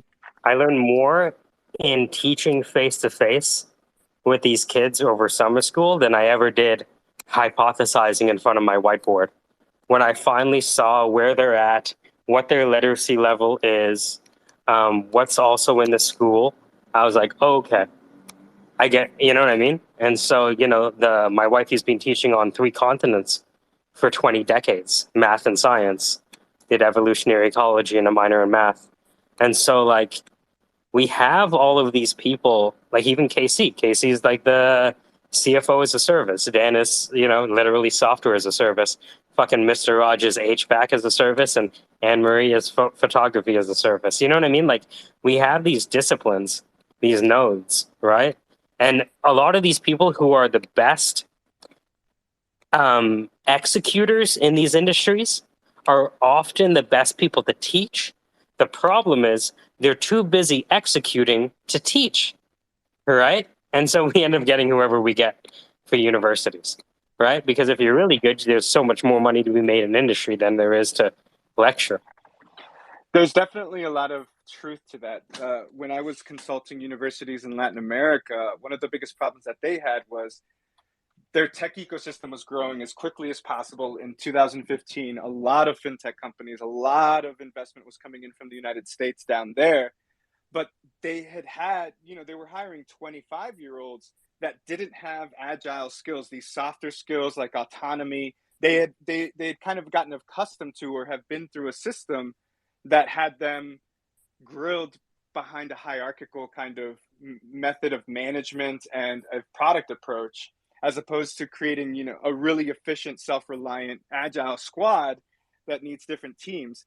So one of the things there, one of the solutions was, let's bring in industry experts. So let's bring in industry experts, people that can teach children from the age of 18 when they first come into university, and really grow the right next generation. But one of the problems is that was only accessible to the upper class. So you do have accessibility to these industry experts that can come in, but they're generally going to be the higher, more Ivy League type schools, and not necessarily, and somebody would love, I think an industry expert would love to say, I'm part-time teaching at Harvard, as opposed to saying, but really a majority of our tech talent comes from, let's say 90%, 80% doesn't come from Harvard, doesn't come from an Ivy League school. But what if you could have a confluence of the two? And so that's what we have here, which we have a mixture of leadership and practitioners. And the truth is found between those two, between the emerging journal articles and what people are actually doing in field. Because learning is not learning, it's learning the theory, testing in the field, seeing if it works or not, and then culling what you actually know vis-a-vis your domain, like that applied science, right? So it's just one of those things where I see everything being turned on. And the other thing too, humble brag, the M2 Mac came in. And so that just means that the content is going to be able to be kicked out in high res a lot faster. So I find that if we can articulate, like yesterday, we had the CFO, maybe of the decade, depending on when the news comes out, talk to someone who had a portfolio of businesses, right? And he asked her, do you have business plans on these 3 businesses? She said no. And he said, okay, I know what the problem is, right? If all of the preparation that's been done so far hasn't led to a business plan, then for sure we've made a misstep somewhere. And so right now he's creating in like 15-second increments explanations on all of the pages or sections of a business plan. So when you get to so if you're alone and you want to know what the fuck is a SWOT analysis, a SWOT analysis is a look at your strengths, weaknesses, opportunities, threats. And the question is, do your strengths beat your weaknesses, and do your opportunities beat your threats? And that's it. In just 15 seconds. Flip to the next page. Here's my question for you. So ever since I got back to the States last year, again, after being 10 years kind of away and being in a developed country, learning was so important, constantly learning these formats. They were trying to catch up, right? They were trying to catch up to the United States and other leaders in the tech space because they understood their skills debts. My question is, when I came back, now I'm realizing there's also a lot of industry leaders, let's say, that have successful companies that don't value these types of learnings. So what is your perspective on that? I do kind of see this culturally in coming back to the States again, and after being a nomad for so long, what you realize is, there are still kind of autocratic companies. They're not really focused on growing, self-reflection. People talk about firing fast, for instance. They don't really want to focus on the growth of their teams. They want to focus just on the success of the company. What's your perspective on that? Do you think maybe there's a spectrum here? How do we fix this skills problem? I would say it's a skills problem. How do we fix this skills problem in the States? Kind of approaching those people, or are those people just late adopters, not early adopters of our services? Are they people that will eventually be evangelized, but when it's already mass adopted? Well, first of all, it's hard to get a man to agree to something when his salary depends on him not understanding it. Upton Sinclair, right? So maybe by moving to a more decentralized system, they get to lose control of the money. Who the hell wants to do that? All right? All right? And so we have to understand is if someone is getting paid to do something and you introduce a way for him not to get paid by not doing it, they may not want to implement it, right? I think if we believe that people are not being smart with their decision making, the best thing about this time is we can build a business around solving for their ignorance. I believe that. So we don't need to convince nobody of anything. They just need to fail enough so that when the time is right, oh, welcome. You ready? Okay. You ready to do it right this time? All right. Military decision-making process. Never heard of it before? Not a problem. Welcome to the real world. Exactly. I kind of see this perspective coming out. Elon, I'm a big proponent of the future of work and remote work. Elon kind of wrangling back everybody into the office in a kind of more aggressive opinionated fashion, right? I believe that not towards the office, but towards the fact you got to understand, like, he's not running an AI business as much as he's running a hardware business that uses AI, right? If he didn't have, so they need people in the office. No, I totally understand that, but also there is a level of superiority. I've also seen some other companies that are talking about wrangling people back into the office in a very, again, a strong, opinionated, aggressive in a very kind of strong-armed way. Yep, I've seen that. Yep. And I guess my problem here is that we've adapted to a new form of work, and we've adapted to a new form of understanding how work is kind of intertwined with our daily life. And I think that there's something there that there's an opportunity for us to grow into, and we're just creating adjustments. My problem with all of this is, how do we approach this new wave? And I think you said it correctly. That person, we can't force that person to kind of approach into kind of growing these skills that are necessary, or into seeing a skills-based approach to becoming remote first, or any kind of future of work implementation in their company. A lot of people are intimidated by it because when we go remote, people lose their status very quickly.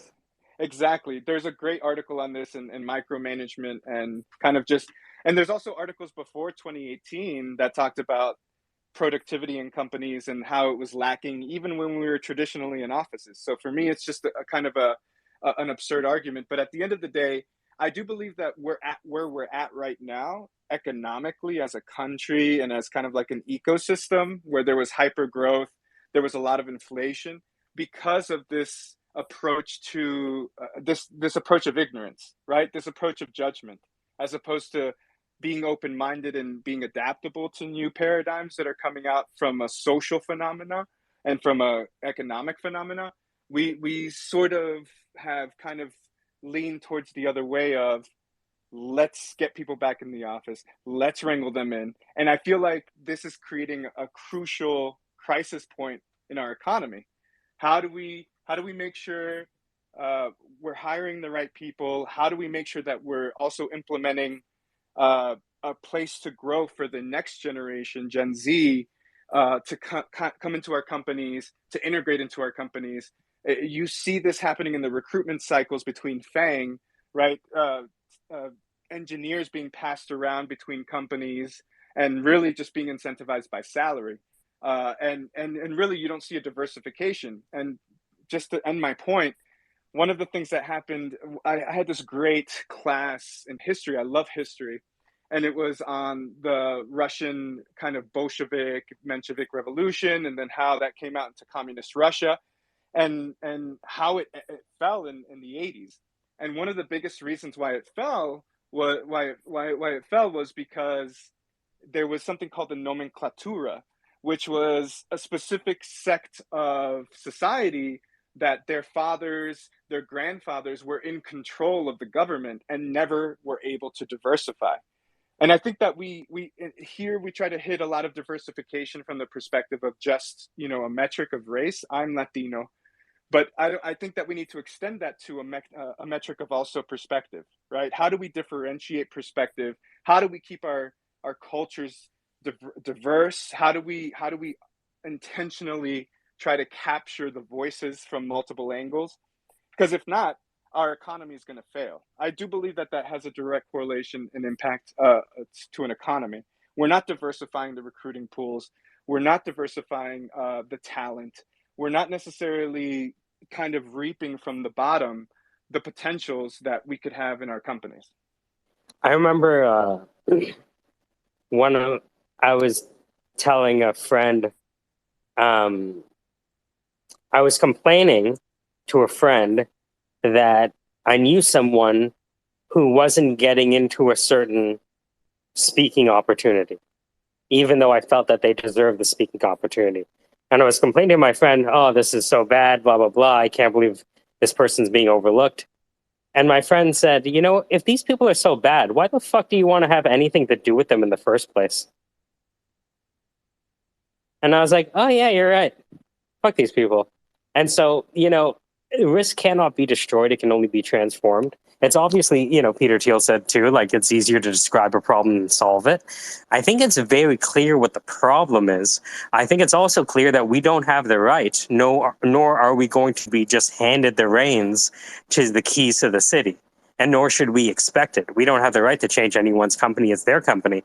They've been operating. They get to decide. What we do have the ability to do is to build companies now for niches that we can prove out in small but significant ways that your hypothesis is correct, right? So it's one of those things where I think there's two things that happen in Twitter Spaces, which is articulation of problems and then the working on solutions.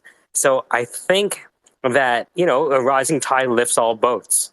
So nobody cared about what the real problems worth solving were because everyone was at the casino and the number was going up. Now that the number has come down, people are being reminded that, shit, number going up may not happen forever. What do? Build product that solves problem or does a job. I love that perspective. I feel that this was a reckoning, kind of how you mention it. And my experience in LATAM, which is a high growth but low risk environment, meaning not a lot of people get invested into. They really are risk averse. They do not try to. If you look at most of their products, like Rappi, for instance, Rappi's growth in Latin America, the first unicorn there was one of the worst growth cycles that I've seen, because I witnessed their growth from 2013 as just a delivery app, and then they tried to kind of open it up to a fintech, and then they pivoted to Then they pivoted to kind of like an OS. Like it was really weird, like because you could play video games on it, you could do a whole bunch of things, and these kinds of pivots uh, were taking place underneath a high growth cycle with SoftBank feeding them, millions and millions, hundreds of millions of dollars at the same time. And now they're still trying to find ways to monetize and get to break even after many cycles of investment. And I think that's that kind of high growth environment. Sure, it harnesses a lot of potential for innovation, but people don't really take advantage of it. So it's nice to kind of grow in this environment. Obviously, it's not the best environment to grow in, but and I access to think arguably it is, right? They say most large businesses are built during a recession, right? I think, Dan has articulated this well in that Quinn told me that we don't die from what kills us. We die from what keeps us alive. And what has kept startups alive is leveraged money. And that leverage is no longer as affordable as it used to be. Casey told me that. That's a fantastic way to put it. By the way, thanks for everybody who's in the room listening to our conversation. It'd be great to hear anybody else's perspective. We're just over here, shooting the shit, but it's great to be here with you guys. This is enjoyable. Thanks for having the conversation. This is the Squarespace DJing Conversations in a Broadcaster Voice. You sounded almost sarcastic when you said that. Hey, this is very enjoyable. I really enjoyed it. You remember that thing you were talking about like 10 minutes ago? Oh, yeah. Yeah, great conversation, guys. Nice one. Yeah, man. Let me guess. Like, I really Education like is bad, huh? Go ahead, Dan. No, man, I was just saying, man, I'm like right up there with you, what you're saying, man. Like I think signal to like noise is important. So like if you want money, like you better have already earned it and not just be saying you need it, I feel that, dog, because it's like, yo. I love that part. Yes, I feel you on that, dog. But let me tell you more. Yes. Yes, I feel you on that, dog. Would you allow me to Please. emphasize that statement with my own story Yes, of please. trial and Continue to tribulation? feel. Yo, dog, I tried to go with an investor and I didn't have a package. And he was like, what the fuck are you trying to get investment money for? You don't have my package. Yeah, I think the key really is to not need money, but still accept money. You know what I mean? I always want to tell, and I tell this like students I mentor and other people, like the best pitches are like the pitches where you go in and you're just so confident about your momentum, your roadmap, the product, and you're just really excited to be there just to let them know that. Everyone will say, well, you shouldn't throw away a moment. I think it's totally okay to throw away a moment if you can actually make a memory. In other words, throw away that moment where you maybe didn't ask, didn't get on all fours, right, and bark like a dog for the 30,000 that they had, but instead, actually at the end said, my only ask is, because I think at the end of a pitch, you should have more than just, that's it. It should be an ask. The ask is, we should keep doing these events and celebrating people, right? And then you leave, right? And then you like walk to the back. That's what makes a VC go, well, wait, where's your level of desperation? I don't have any. You know what I mean? Here's what I've done. Here's what you can do. I'm leaving the room now. Yeah, and have that kind of confidence, because you can have that kind of confidence and then still ask for the kind of things you need, but not the kinds of things you're desperate for. Dude, I remember pitching to people 5 years ago and feeling like an ugly stripper. Totally, yeah. Right? And then it was like, you know what? It's attract funding time, because if I'm going to ever talk to these people again, it's going to be on my terms. Well, I thought we'd go deeper on the build. fact that I don't know if there is such a thing as an ugly stripper. I mean, a stripper is that really possible? I mean, yes, you could have maybe a not so favorable stripper, but keep in mind, in a stripper situation, like you willingly walked into the building where they were at. So technically, there's nothing wrong with those strippers in there. It might be something wrong with you, but like your level of like favorable friction is variable, and so you're going right in. My Overton window is off. Right. The AI is offline, and now the human's in control. The parameters aren't appropriately set for the model. Yeah, I get it. Yeah. That's actually a really powerful place to be, and then also at the same time a dangerous place to be. I mean, you're just as powerful enough to change your reality, saying, you know what? I've never been in an ugly strip club at 10 a.m. in the morning. Let's get this data, right? So that's a place where the buffet is better than the broads. Right, exactly. And if anything, you never know who you're going to meet in there. So you might go in there, and for all you know, fucking Richard Branson's in there. Just because it's the place that he can go. There's this strip club up in Alaska, and their motto is 15 beautiful women and one ugly one. But man, can she cook?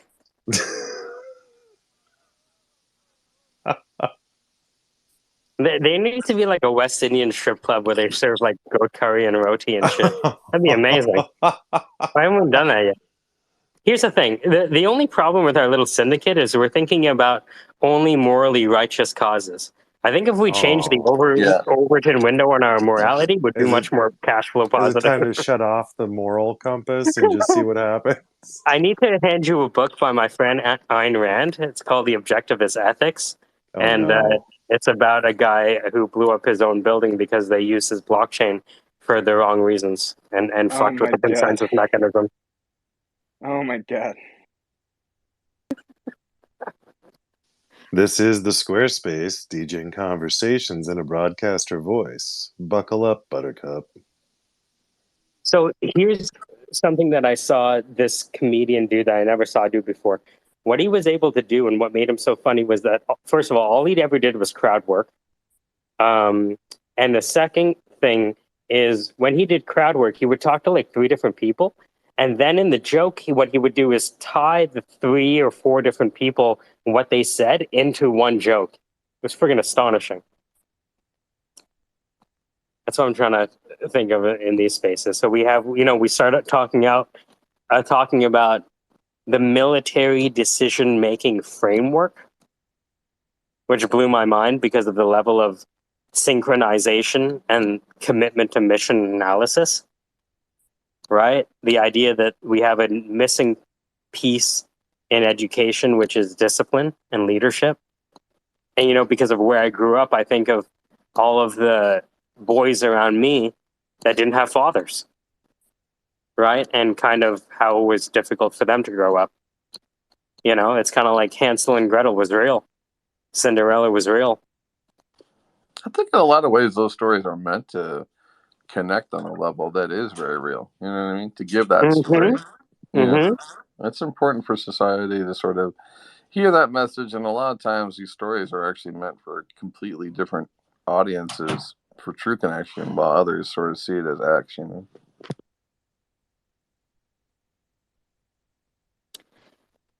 I'm not sure if you were here when I said that like the number one predictor of assault was having a step parent in the room. Blew my mind.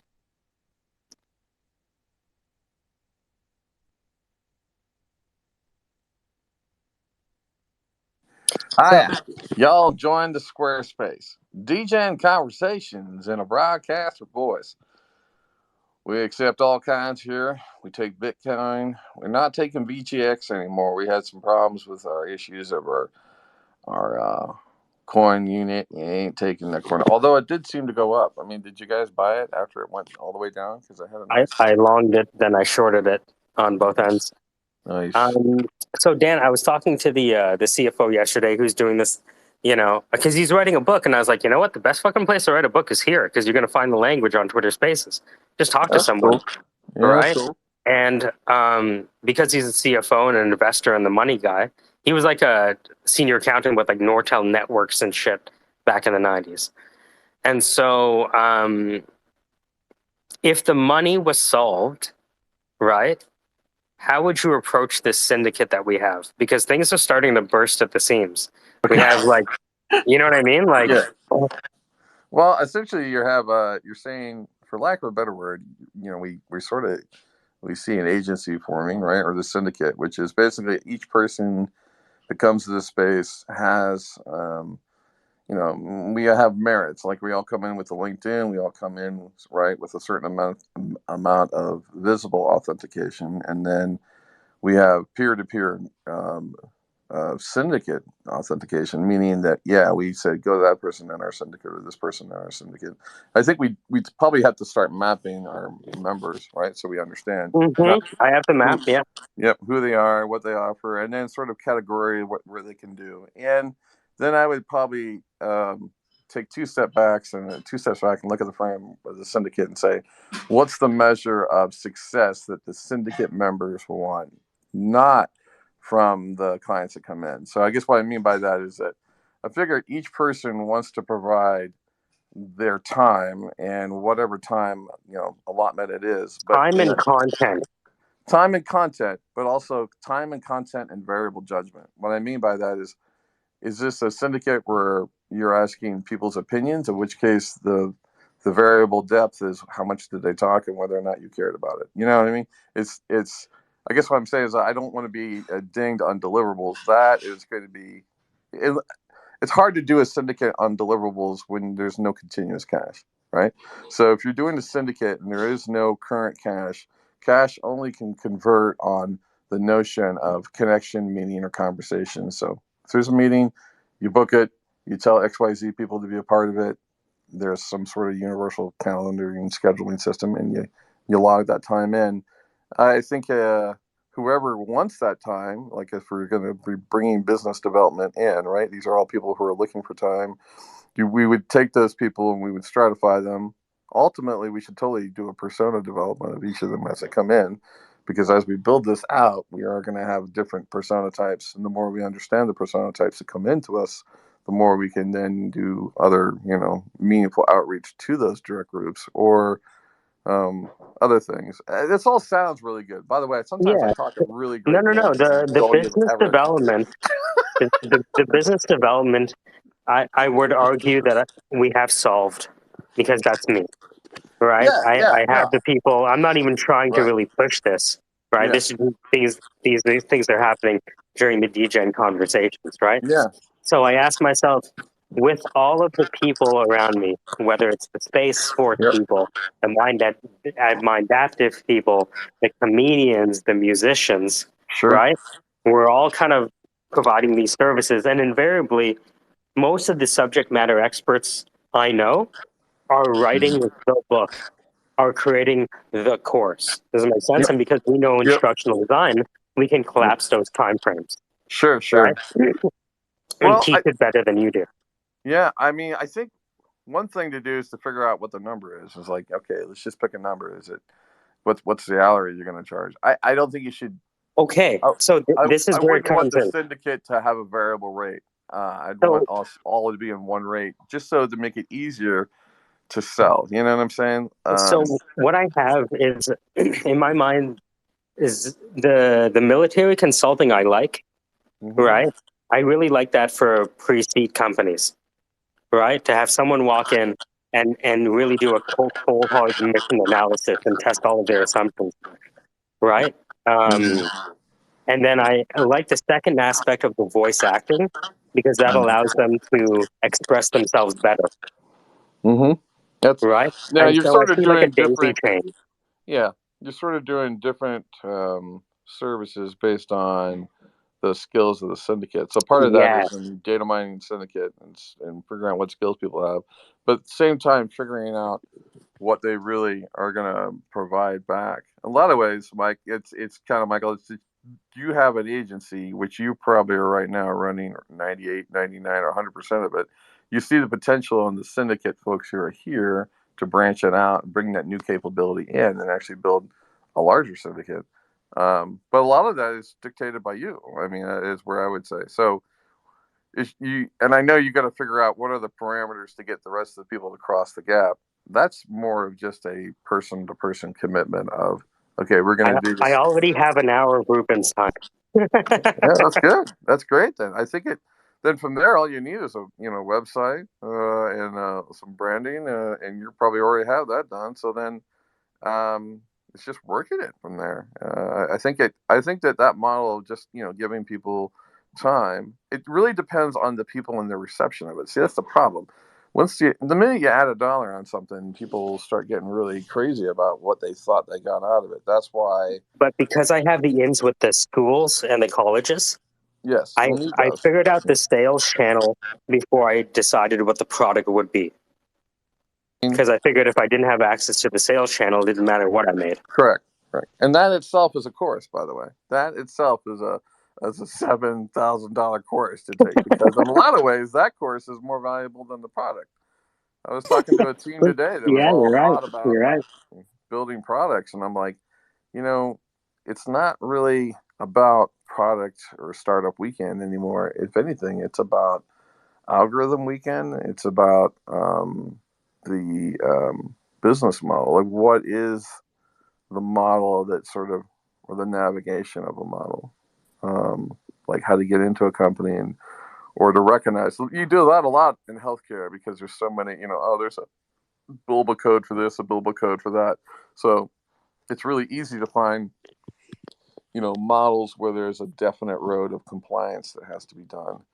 Outpatient visits, you're allocated to, here's money for 7,000 outpatient visits that you can do, and then you find out they've only done 5,000 this year. And then if they don't do 7,000 this year, then they'll lose the money for 7,000, right? So now you maybe what it is distilling the subject matter's content into a value ladder. Yeah. All right. So we're going to start off with the free business course as voice guided meditation by Lincoln. Right. And if you like what you saw here, then you can move up the value ladder. Maybe you buy the book. Maybe you watch the YouTube videos. Maybe even avail yourself of his time, which is $1,000 an hour. Yeah. You kind of have a Gumroad kind of aspect of that too, right? Where not only people can sell it an hour of time, but they can provide a digital good or whatnot, which is, like you said, here's 5 hours of Dan meditation. It's VC meditation. Lincoln mentioned he's writing a book, and it's not the book; it's how you lead up to the book, right? And so, what I can do because of the speed of content is to look at 10 hours and be like, "This is the quote. This is the quote. This. That's good." So we can take and because we can massage it, and because we're also like the music studio is creating all the music. These are like musical podcasts as much as they're about spoken word, right? Because the beats are fantastic in the background. Yeah, absolutely. So what's the block? What do you think the block is, or what's holding things back, or is it just a realization of what we have and whether or not we're crazy enough to pursue it? Like, where? Well, one of the first inflection points was when Casey was able to engage with you. Okay. If Casey wasn't able to engage with you, then we weren't able to prove the use case of the community of practice having nodes that can provide services to each other. Okay. Right? And so when I saw that be successful, I was like, okay, so what you're saying is there is actual value being developed. We haven't captured it. We haven't captured Y% of X, but you're not going to tell me that X isn't being generated. And so I look at all of the people around me that are startups, and I say, you know what? They need a combination of Dan, Christian, and Zach.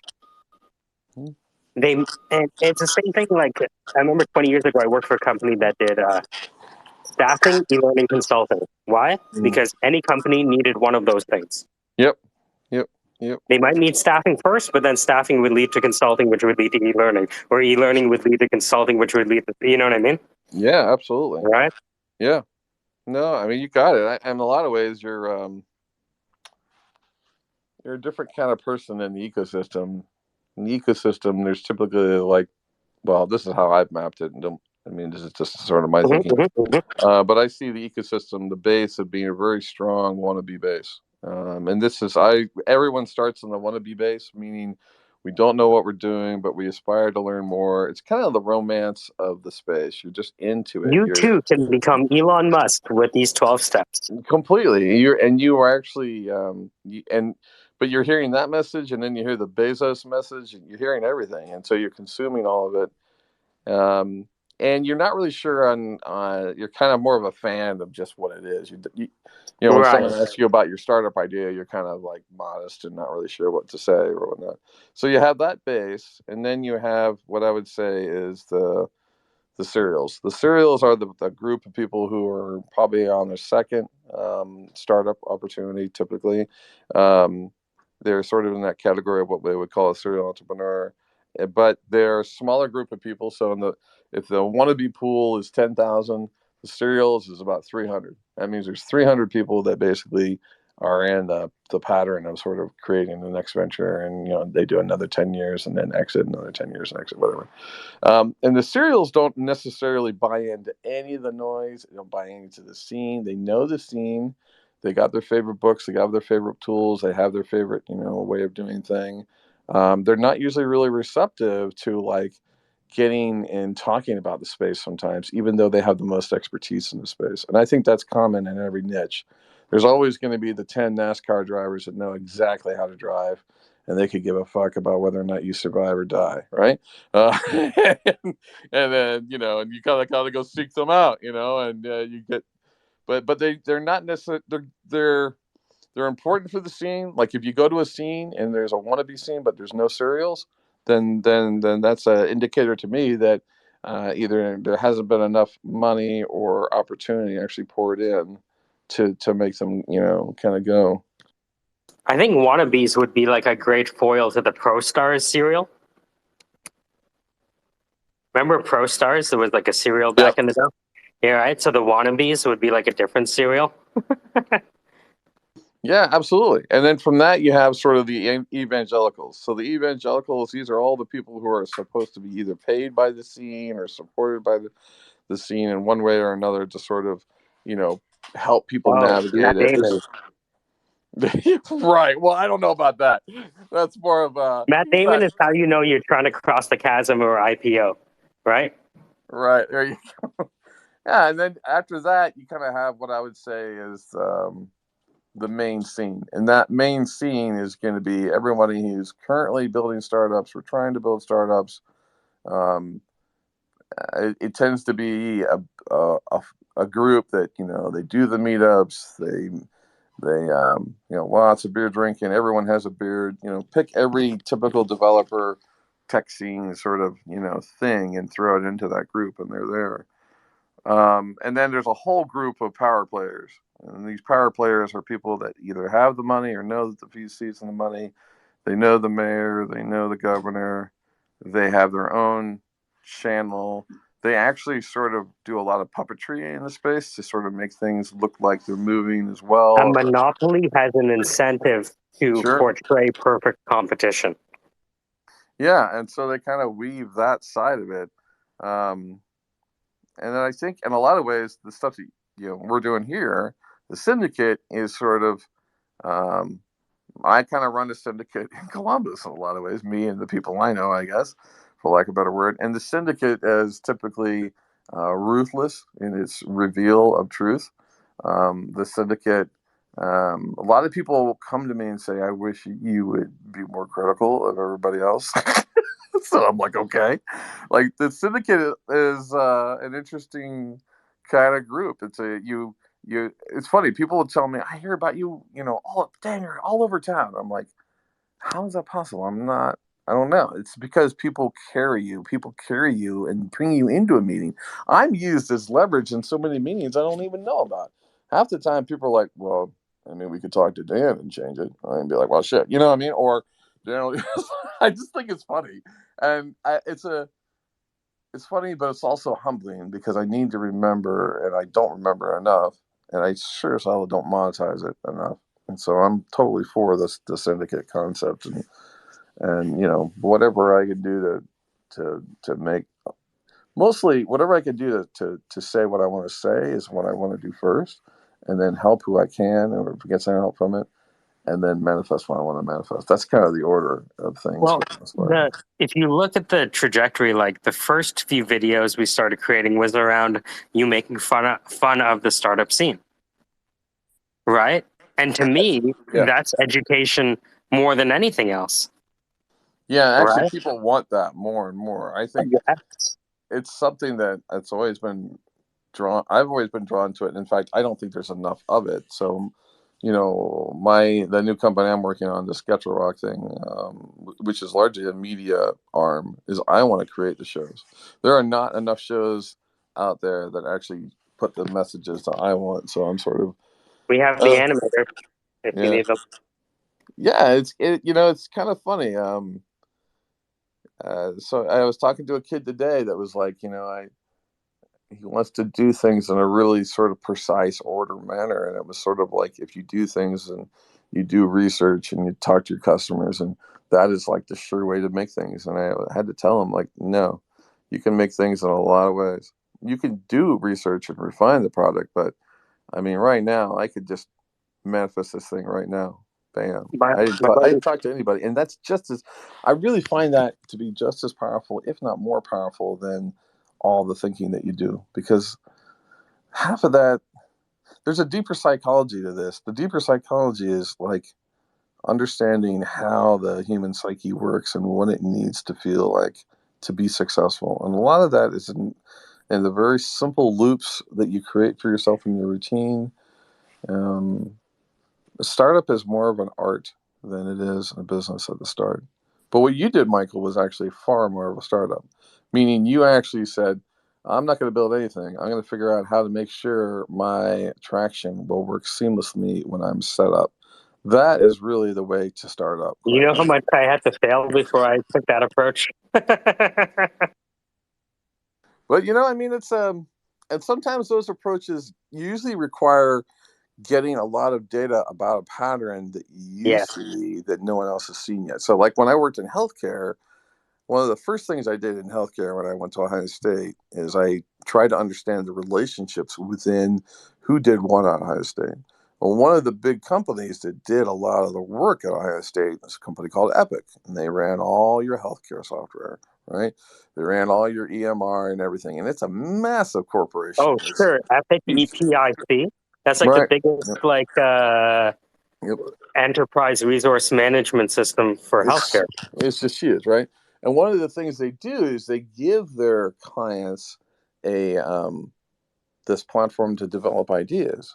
And what's interesting is if you look in their agreement, the agreement they had, it's not like this is more hearsay than anything, but in the agreement, basically, if you design on their platform with their forms, then you are basically giving them the intellectual property is what's in the agreement. So basically, if you build that is Epic, the way that enterprise resource management companies make money. The innovation is on their platform, and they own the IP, and they get to proliferate that as a function in that next update.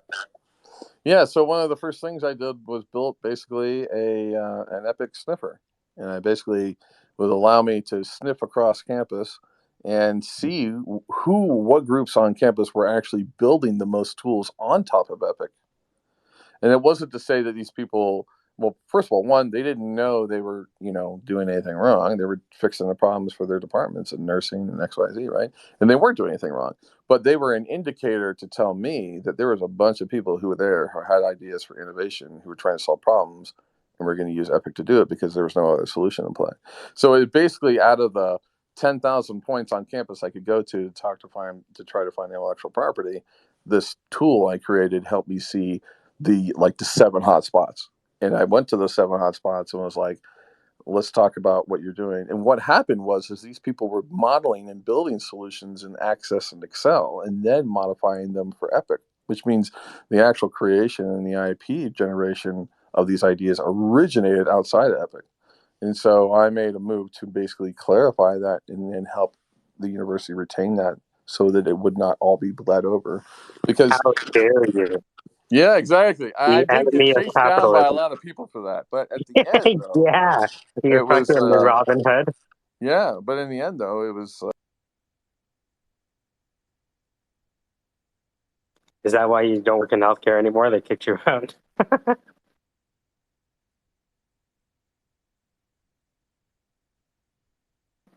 How come we didn't develop as many patents as last month? Well, this fucking guy Dan.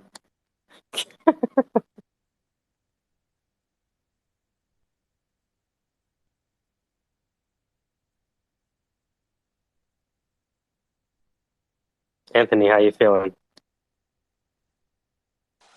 I'm good. I'm trying to solve a problem here with an international transfer at the moment, but I'm listening to you guys. Oh wow, yeah, totally pay attention to that first. Yeah. I want to know a little bit more about the syndicate, and I want to know if an open source skills protocol works for the syndicate. Yeah. It sounds interesting as hell. What I'm doing is I am building things in the real world meat body first, and then understanding how those mechanisms work, so that if and when we do commit these things to code, that we do so with a clean user interface, right? So I've been a headhunter for 20 years. I've started off with recruiting actuaries in finance and insurance, and I moved on to IT. Then I moved on to teaching finance, and I had licenses. And then I went to stand up. And then when I realized that people can't disagree when they're laughing, I went back into sales. And now what I'm doing as a recruiter is putting together startups by helping form the right teams or help those teams access the right advice just in time. So the energy company might say, oh, we need a chief counsel, or the comedian might need this, or the politician might need that. Whatever it is, the syndicate has knowledge, skills, attitudes, and capabilities that can be assembled onto a project and disassembled very quickly, with everyone retaining ownership of their respective businesses and their content.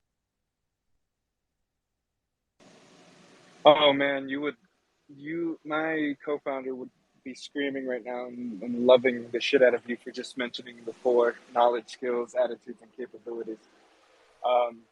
Yeah, she's a PhD in professional development and professional skills. So she's kind of like our expert on skills growth and how they grow, and she would love that. She would love hearing you talk about that. And then also, I find it really interesting that you're trying to kind of create a hyperstructure for recruitment and exchange of services based on those four. It sounds like, and that sounds really, really amazing. Well, it could be. I mean, like, I guess, like, people see the natural trajectory of something is growing, but I'm not, because there's only a small subset of startups that are worth launching, right? I say the purpose of my company, Unicorn Launching, is to launch unicorns worth launching. So even if they fail, it was worth failing at, because what they're solving is so fundamental, is such a lever. And so what I found is that no one consulting company ever has the best of the best, right? They have maybe them and maybe their right-hand man and maybe someone else, right, that are the best, right? Everyone else is kind of, they hire to do the work, and then, it just goes downhill from there.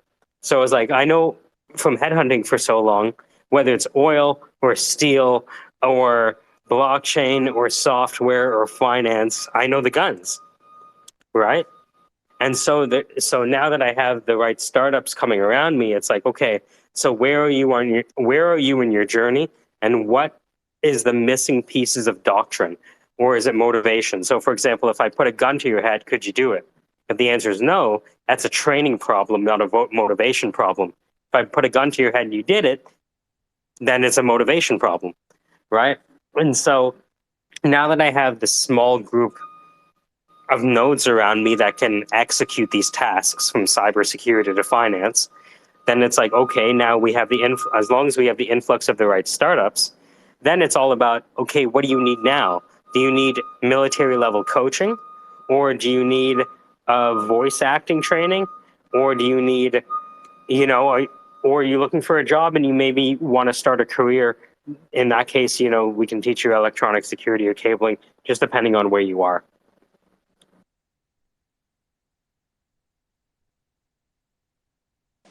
No, that sounds fantastic. How is your experience in recruiting? So, one of the things that's happening right now in Latin America is there's a lot of talent that's getting hired from early to growth stage companies here. And essentially, you can hire pretty top development talent in Latin America for $5,000 to $8,000 a month.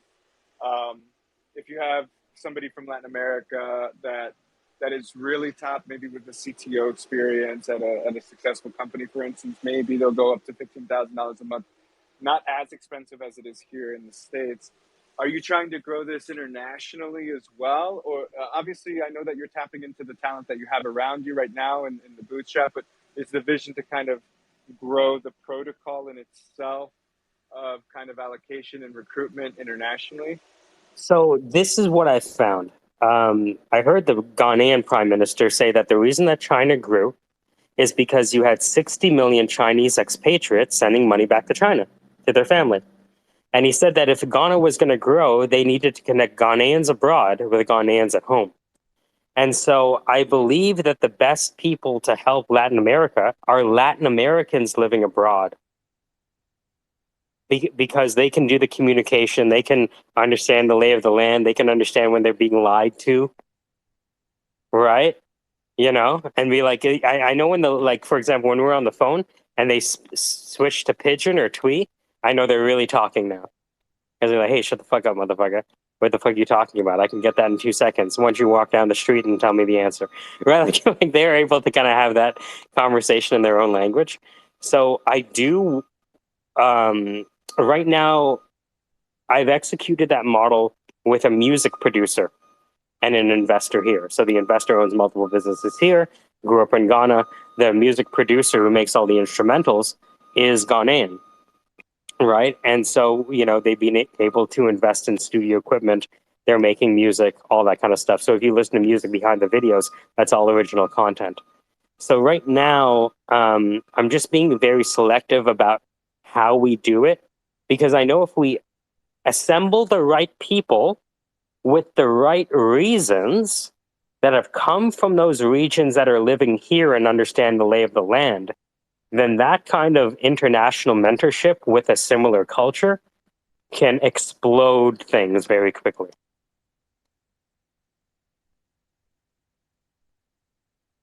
So if it's Latin America, I would talk to someone let me see if I can dig into my network and who do we have that are leaders in North America. And they can, or like it could be like a lot of it is with Jamaicans. So I work with the Jamaican group of youth, you know, and I want to introduce them to Jamaicans here so that I can tell them like it is, not as like they want it to be. Yeah, no, that's fantastic. No, I like that. I think again, stems from the previous conversation of kind of cultural adjustment, and I like the fact that you consider that. It's a very important aspect to any kind of product launch, soft landings, things like that. If you ever need help with that, I do know a lot of talent, at least in Colombia, where I lived again for 9 years, and I think that was one of the biggest life-changing I have a experiences for friend me. in Colombia right now. He's in Medellin. He just sent Yeah. me videos of his office. This guy is ex-military. That's why he can't work in the U.S. Because he had an offer to go to Apple to work on their payments system, and the U.S. government turned his offer down because they found out he was ex-Colombian military. But these guys are crazy smart. Dude, when I Su- say crazy smart, like us fucking astonishing. Super smart. I think that tech in Colombia is starting to grow a lot, and just seeing the founders that I knew 5 years ago and where they're at today from Colombia is just The amazing. Colombian software developers I know, I would love to A and B test them against some cocky motherfuckers from over here. You know what I Uh, mean? The winner wins the contract. If any software company, if anyone's listening, wants to do it, whatever team you want to put together versus our Colombian people in Medellin, fucking dust the floor with you. Sorry, I I'm had to telling you take a right phone call, now, so I went to there. All good, yeah, I figured. My CTO is a Colombian software developer, Bitcoin maximalist. incredible guy. Worked on the Lightning Network. Just has contributed a lot just to the space in itself. And this guy, I go to Colombia probably about 4 to 5 times a year, and I've already been there twice so far this year. I'm trying to make some adjustments while we're kind of getting through this difficult period, because we started fundraising in April, thinking everything was going to go pretty smooth, and then we had to make some pivots. Yeah, I know. Yeah, because April, May, June. No, Jesus. yeah, no, we had a million soft circled, and those angels just disappeared. They just stopped responding to our message. Yeah, that's because they stopped existing. Yep. Yeah, they had bigger filings to make. Yeah, no, it was crazy, but we're pivoting and adjusting to that. But the point is I usually go at least 4 times a year. I went 4 times last year. I'm going to go at least twice more this year. And I stay for a month, 2 months. I just go there and build. Software developers there are just amazing. I have experienced a little bit of people here, obviously, since I've been back. I got back in the beginning of last year. And it is a different kind of perspective. I don't want to speak negatively about anybody, but there is a lot of arrogance. And working with working with a Colombian software developer, he's really considerate of product. He's considerate of users. He's really just kind of taking it all in, and I like that. That's what I like about Leo. His name is Leonardo. Great dude. And we could sit down, have a scotch, and talk all night, and just shoot the shit about, skills identity and the future of decentralization, and decentralization as a social phenomenon more than just a tech phenomenon. He's a really smart guy. Swing from the tech aspect to the cultural aspect to the philosophical aspect. I really like that, and there is a lot of value there, because that's the kind of people that I basically want to have in the company. We also have Americans. They're amazing. They also see where this is going. I'm an American. I just have Colombian roots. And 10 years ago, I just decided hey, I'm going to go to Colombia to discover what my roots are, because I'd never been, and I just wanted to see what that was. And I left, and I got back, and I was evangelized by a lot of people there to work in tech. And I kind of created a win the war, but without the military aspect. I started an analog company, not tech, but basically that upskilled teams inside of growth stage companies, Series A, Series B, to become more agile, to adopt agile skills. And we would work with, we had a team of 10 mentors that would go to their offices at WeWork in Bogota, in Medellin, and we would profile each and every single individual, and create a skills profile from a 30-minute conversation with them, and also profile the company, the projects that they had, and just started implementing interventions basically for attitudes, knowledge, behaviors, beliefs, all of those things that are competencies and beliefs that are important to kind of set a strong, agile foundation. As I told you, they were in a transition period because they were hiring 25-year-olds, but that never worked in a tech ecosystem that implemented agile. So they needed to get to those softer skills a lot faster. The soft skills enable the methodology to be enacted. I think, I used to joke around that I was a talent as a recruiter. I'm essentially a talent agent for Indians with accents, because, if they called, nobody would listen to them because the world is the way it is. But when I call, I sound like a white guy, even though I'm not. All right, I'm Guyanese. Hi, my name is Michael. We haven't spoken before. Let me take some of the mystery out of my call. Right? So what I would do is they needed to hire someone who knew how to code, but they wanted to talk to someone who sounded like them. Not saying I like that. That's just the way I found the world was. And so my role in getting all these software engineers or actuaries or IT people or God knows what it is, CEOs, it's just about me translating the value that this expert may not necessarily be able to communicate for themselves.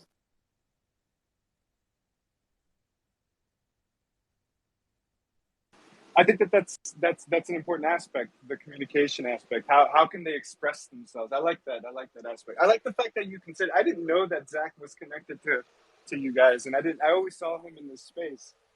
So it's Well, really interesting. I mean, he isn't, and he is, and he isn't, and I'll explain what I mean by that. We haven't, and I don't necessarily want to form a company, if that makes sense. I would like everyone to own their own companies, and then when their services need to be brought to bear, we can engage their corporation rather than having them as a salaried employee. So Yeah, definitely. You don't want to go there. That's missing. no, I heard your horror stories about chasing payroll. I was like, fuck that. I'm not gonna. Chasing payroll sounded like the horriblest of horror shows I've ever seen. Like they talk about Korean horror movies. Fuck that. Chasing payroll sounds like a much more bloodier process. Yeah, it is. It's unforgiving. It also, by the time you're changing payroll, you're not the original company anymore in a lot of ways. I think the minute we ended up being a servant to payroll, and it's mostly because you can't predict time. I mean, the company fractures into what the original message was and whatever the current message you need to keep to enjoy the comfort that you currently have. That's really what it comes down to. And sadly, it's like you're human, so you cave, and then you try to figure out how to close the gap on the other side, and eventually you don't. So then you get burned out, and then you start, fucking up your life. I learned a lot about how I wanted to approach this carefully when I heard you talk about chasing payroll. Yeah, you just Right? there's something that you lose. But I do understand why you'd want to connect it. But this is where the chain can offer some interesting connection. I think adding sort of the notion of proof of service provided, proof of initiated, action. I'd almost want to have Would that somebody. be like testimonial? Well, I almost feel like we do have a person in the syndicate that you can work with, and it's AI. It's Al. And Al, what Al does is you give a request to Al, and the minute a request comes in or interest comes in, it initiates the chain. Like the chain is started. There's a key ID to that instance. You start an instance. You've created a continuum of potential engagement and experience, right? So you have just created. In a lot of ways, we're the reality syndicate. What do you guys do? Well, when you talk with us, we initiate new realities, which you could either work with or may not work with. It's up to you. But that's what we do. So the minute you engage, it initiates a new instance of reality of which anyone in the syndicate can participate.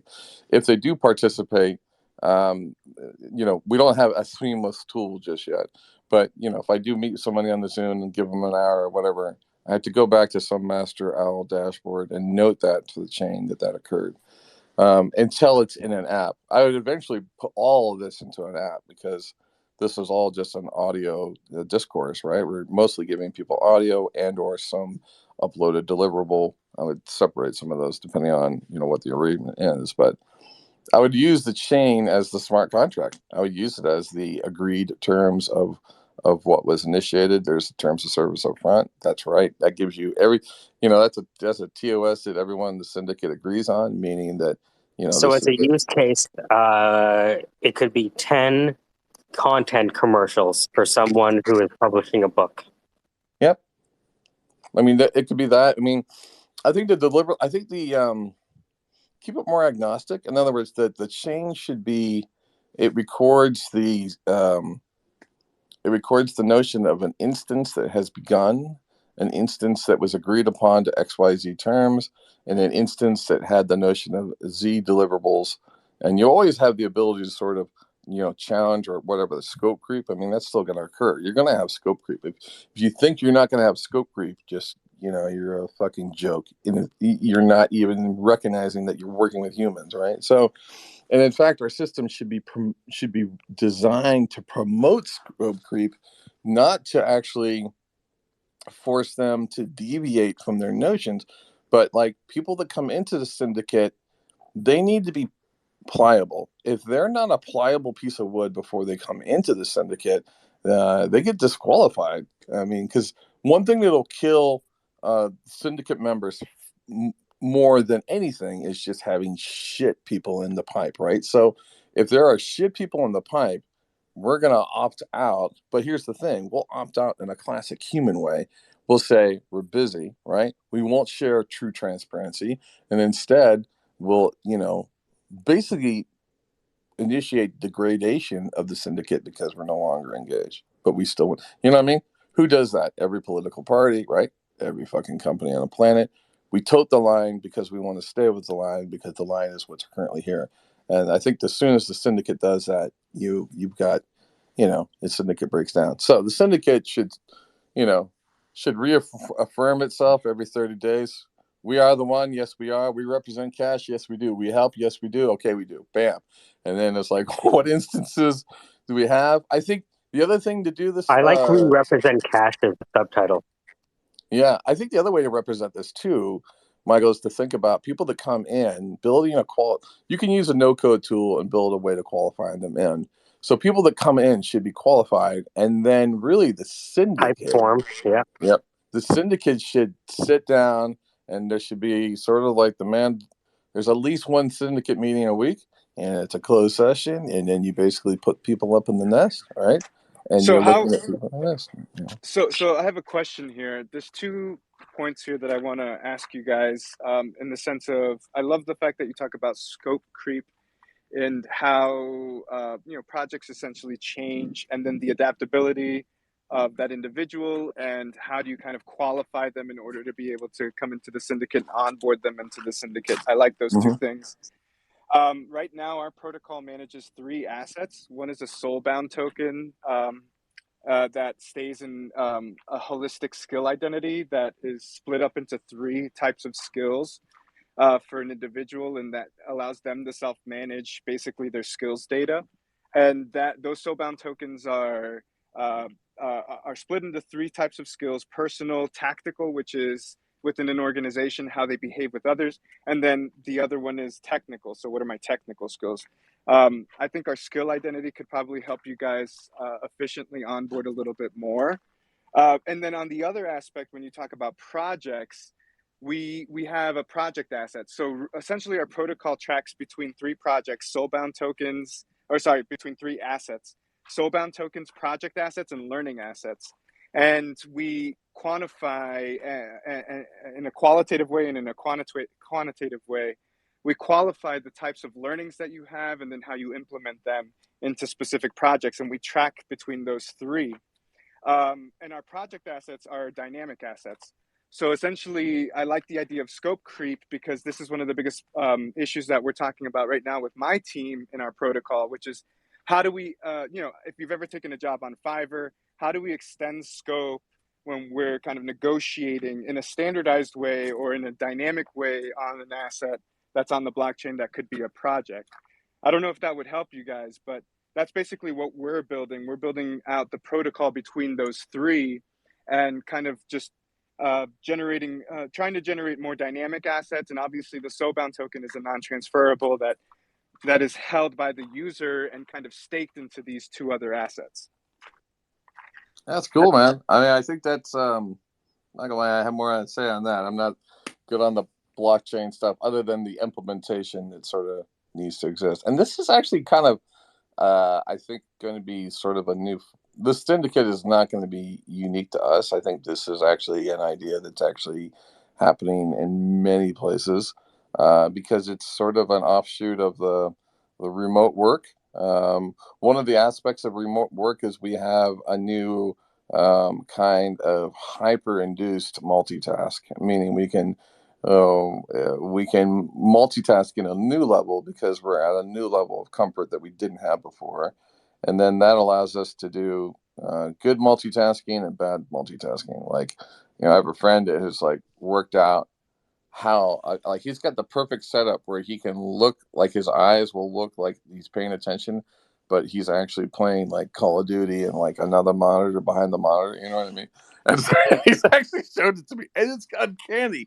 You could be in a full raid death match and at the same time being like, no, you look at page 5. No, we got to look at those, and he just doesn't skip a beat, and he thinks he's like, it's funny. He's like, I think I'm retired because I've figured out this level of, complete automation. And I've been doing it for 2 years and there's no blip in the pattern. Yeah, so no, I love that. No, I love the way that you characterize it, though, because that's precisely what I think the future of work is characterized by, is this hyper multifunctional, multi-capable kind of individual. And I think that that's literally where we're at right now.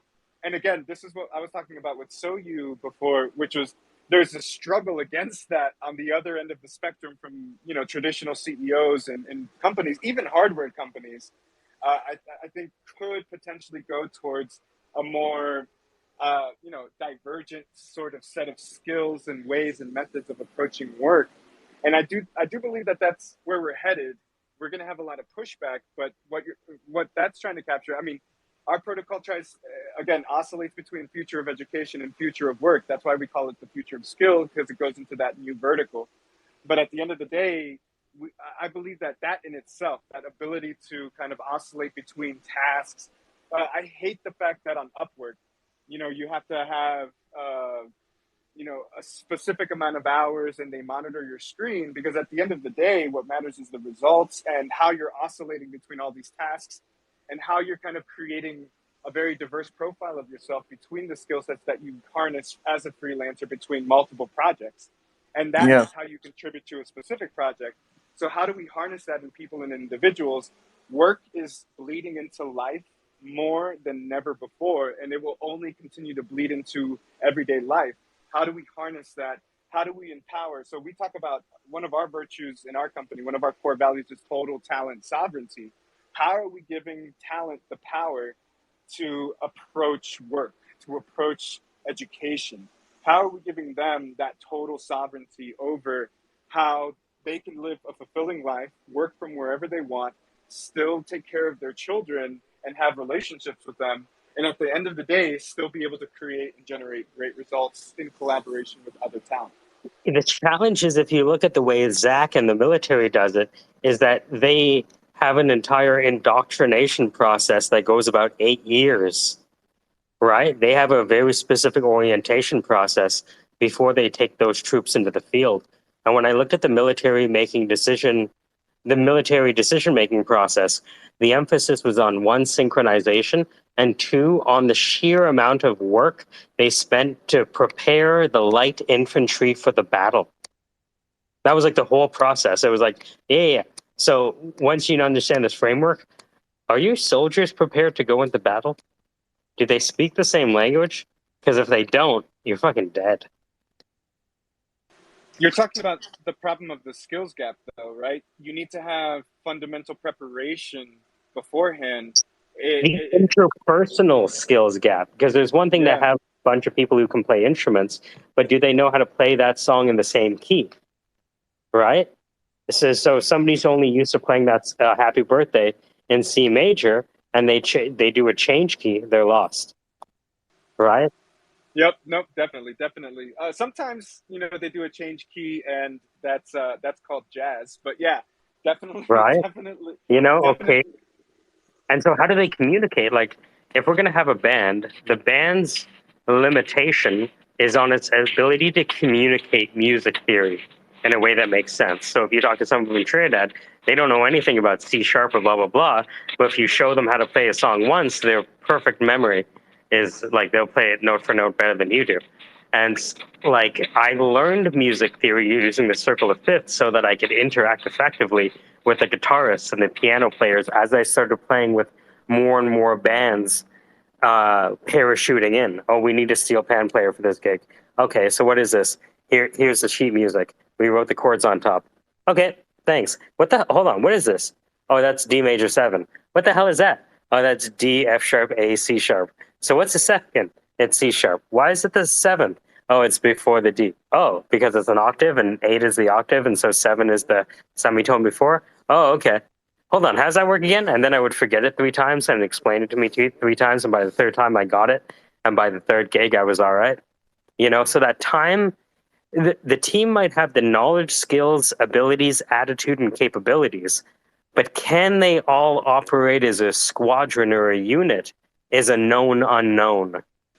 So this is why we operate a holistic skills profile of an individual from three categories, right? Three holistic categories, not just the individual skills and not just my technical skills. So not just my human skills, my ability to adapt, to be self-aware, to self-reflect, or not just my technical skills, my ability to develop in Python, use the Angular framework, right? But at the end of the day, the middle category that we have is tactical. Tactical is these collaborative skills. What are your abilities to task out, to prioritize, to design, and maybe a concept sprint with somebody else or with a team of other people to come to conclusions, to understand what is your plan of attack, and then to also execute together in a very efficient way.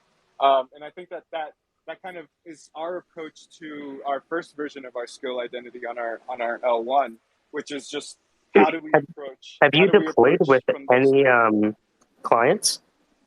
Not at all. So right now, again, we've been planning out the protocol. So the protocol, I would say, has been in my mind since 6 years ago. And I think I think everybody here understands that as a founder. Like, you've had this idea in your mind and you've just been culturing it and kind of just maturing it.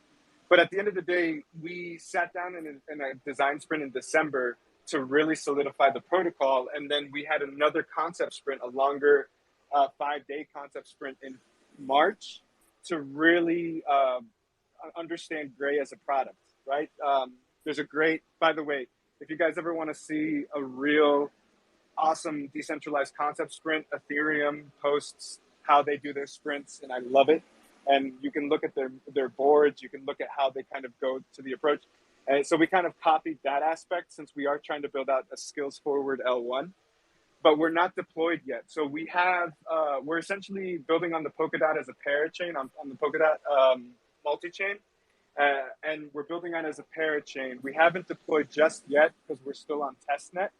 And now what we have to do is develop front end. So really, we're just trying to push forward, no capital. I mean, I'm not going to lie, I'm not in a great monetary position myself. I immigrated back to my country a year ago.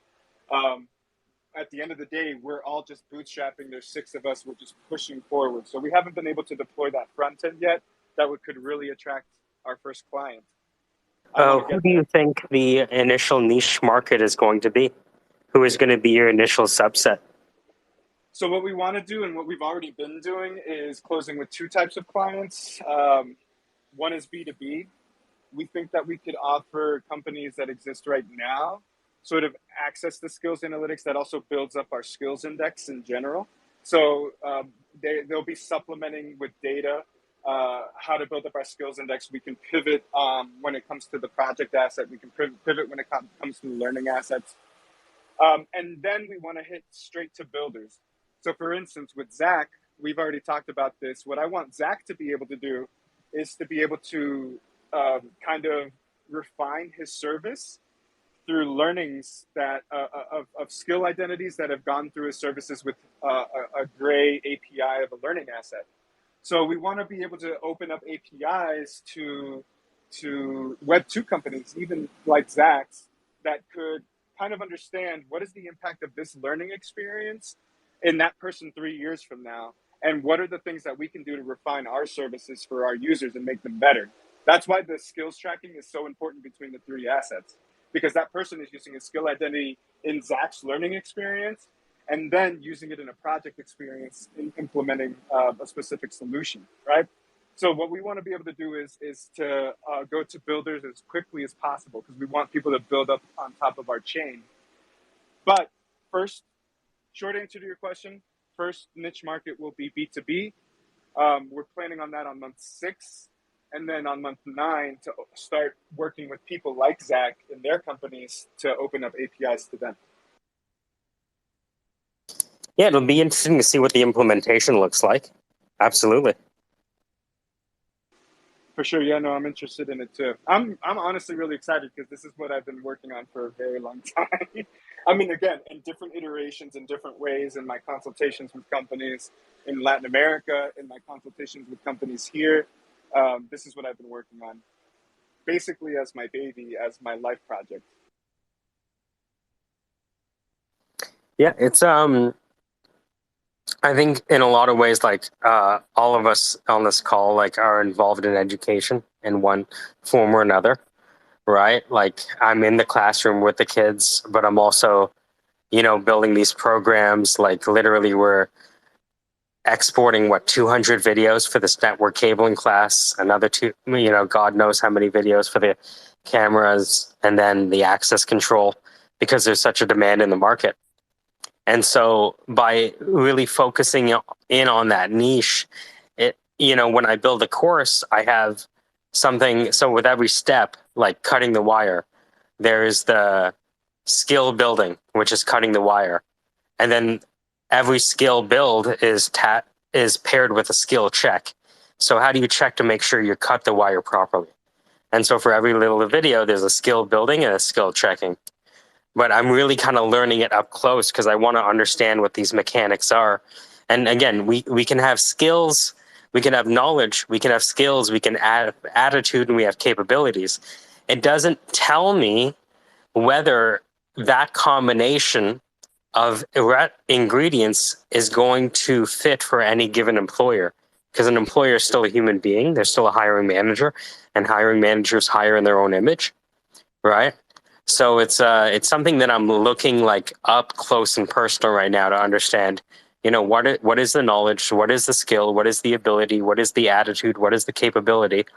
And then beyond that, which is the known unknown, is even if I have all those things, maybe their accent is going to lead a North American not to hire a very capable Colombian, right? And let's say and so some of these things I believe are solved by technology. Some of these things are intelligently not solved by technology so that adoption goes quicker. No, and I totally agree with this. So you as a recruiter would still be an essential piece of the pie in this future of work, right? And I think that I have your Latin American counterpart who is a guy that's funding his own company and has grown exponentially in the last 6 months, just opening up services for recruitment to American companies through a distribution channel that he created, which is essentially just an app for networking. It's just a networking app. And really, he's emphasizing the networking, not the social. So it's a degrees of separation app that allows you to understand, so you knows this person and that person knows this person. I am 4 degrees of separation from that person. I'm going to see if I can get some intros because I need a job there, right? Mm-hmm. I love that way of him structuring kind of like a future recruiting app. It's connection oriented, right? Exactly. It's not necessarily content oriented or skill oriented or capabilities or resume or portfolio or number of exits, right? I trust you because I met you through KC. I trust you because I met you through Zach. Or you might trust me because you saw Zach and I conversing. And because you saw Zach and I conversing, maybe some of his status rubbed off on me. I'm going to send you, it's in Spanish, but I'm going to send you the portal that he's built. Wicked. It's obviously an MVP, but he's a recruiter. He's a recruiter at heart. Mm-hmm. He asked me, how could Gray help me? And I said, really, it's just making your job more efficient, not to replace you at all. Like, essentially, it's just to help you. The thing is, I'm trying to replace myself through the Syndicate. Right. So what I'm doing is, now that I tested something out with Dan and KC was able to take his idea forward with Dan, what I'm trying to do is remove myself from the process entirely by working with a small subset of people that are on the same page, that maybe, how you have a 2-pizza team, but you're missing 2 people? Okay, these people can drop in as a service, right? Parachute in, parachute out, right? But essentially, I am trying to replace myself because I'm a bottleneck right now. People have to come through me right now to meet the right people because the skills index is in my head, right? Yeah, and yeah, I like also that. know But if you have another. You're also solving for another axis, which is the cultural index, which is what you were solving, which is what you're yeah, talking about, the and culture that match. is, dude, that is so fraught with issues. Because, like, for example, you would think that two brown people would work together, but if one of them is Indian and one of them is Pakistani, because of the current political, legal, regulatory, economic warfare climate, they actually might get along so poorly. You have no idea, and you're like, why don't these people get along? They're in the same. I was like, oh, you realize it's some socio-cultural, political, quasi-religious shit that's happening in the background. It's the same. I mean, I would say it's the same here as America. I mean, if we have it in our own country and there's socio-cultural, You're political right. It's like strife, a Democrat might not want to work with a MAGA person, even though they're a perfect fit from knowledge, skills, abilities, attitude. Yeah, that's a good point. So maybe what it is uh, combining people of the same political party to work on startups. Can you imagine?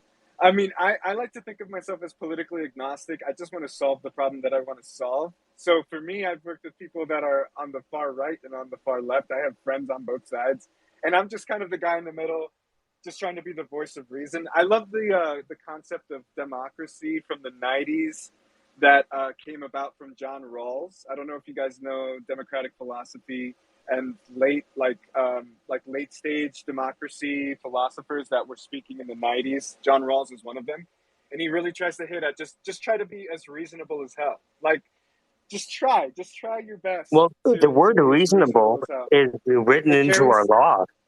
it Like carries weights. if you look at how we determine how many years to give someone in jail, right? It's Yep.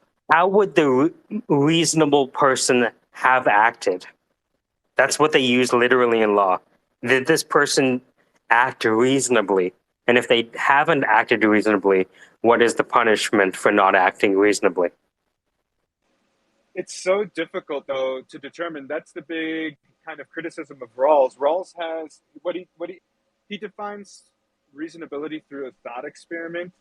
And the thought experiment is, what is the unachievable ideal that would be great for a universal context, like a universal solution? Like everybody has proper housing, everybody has access to healthcare. So then reasonability would be trying to go towards that. But it's so difficult to now in today's climate. I mean, this is why I'm more of a postmodernist than I am kind of like a logical positivist like Rawls was, which is just like, but look at the social phenomena, look at the absurdist phenomena that's happening in our society and the psychological impact. And it's so difficult to determine, just to take it back, to determine these factors in the sense of culture, in the sense of work culture. How do we kind of tie that to a matching between groups of people to be able to collaborate effectively? That's a difficult problem to solve, and I think that that's the necessity of the recruiter. I think that the recruiter needs to be, he needs to look at all this multivariate sort of data on an individual profile and also on a company profile, and more than just the skills. And hopefully, I mean, I want to hope that Gray can expand beyond just what we think of as technical, tactical, and personal skills. Expand beyond that eventually. But all of these attitudes and behaviors and beliefs are so important as well, and that's the layer that recruitment adds, really. And that's what I told my friend in Colombia. Maybe if we added their political affiliation onto their resume, people would hire a lot quicker, more quicklier.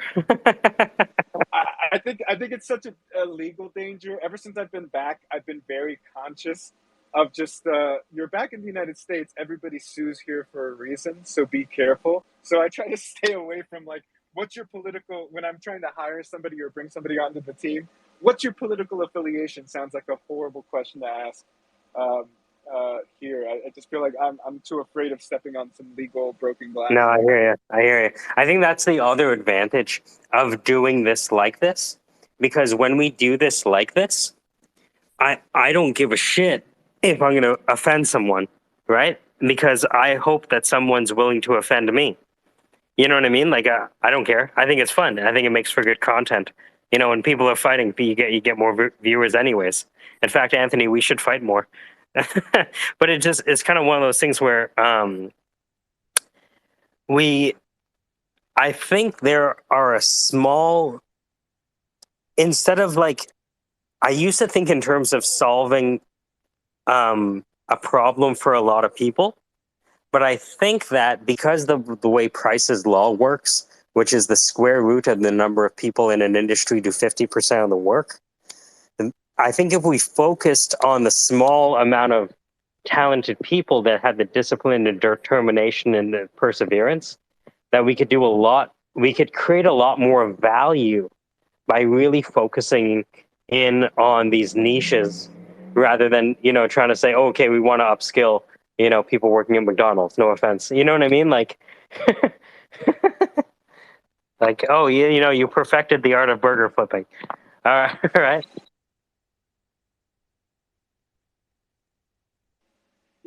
Here's where I will fight you on that. No, but in the specific comment, and I know it was made through a joke, but one of the metrics that we use to really push our vision forward is with the broader skills, real time skills analytics, we'll be able to understand migrations to new industries for individuals. And one of the biggest reasons for this is because of the larger macroeconomic ways that bad recruiters, I don't think that you're a bad recruiter, but that bad recruiters have looked at qualifications in the market, in the recruitment market especially. We've kind of created a tech bubble, kind of a hyper bubble where it's really difficult for people to kind of penetrate that bubble and to come in. And one of the biggest metrics that we use is in the last recession, the quick recession that we had during COVID, 70,000 food service workers lost their jobs.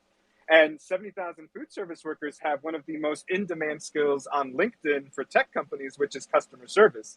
So all they needed to do was just upskill a little bit in order to be able to migrate those 70,000 jobless people into a new arena. It would have been great for them to have access to real-time analytics in open source skills analytics to understand how can I have opportunities in a new industry. I will say, while recruiters are good at understanding culture matching, they're really bad at understanding potential. Really, really bad. And I think it's more so for efficiency's sake. So it's more so because, you guys are probably really saturated. Well, keep in mind that, like, potential is not what hiring managers want, right? Because you could lose your job betting on someone's potential. Right, but the problem is there's these in-demand skills that aren't being responded to. I mean, not a lot of people work answering the phones at these big tech companies, right? And these in-demand skills are easily migratable from other industries. And I'm not even talking about, again, not even migrations into tech. I'm just talking about skills adjacency, if you want to put it to a better terminology. Right. Like, how can we understand skills adjacent? So I'm not talking about like a beautiful, ideal potential of a person. I'm just talking about how can we easily migrate people into a skills adjacent industry?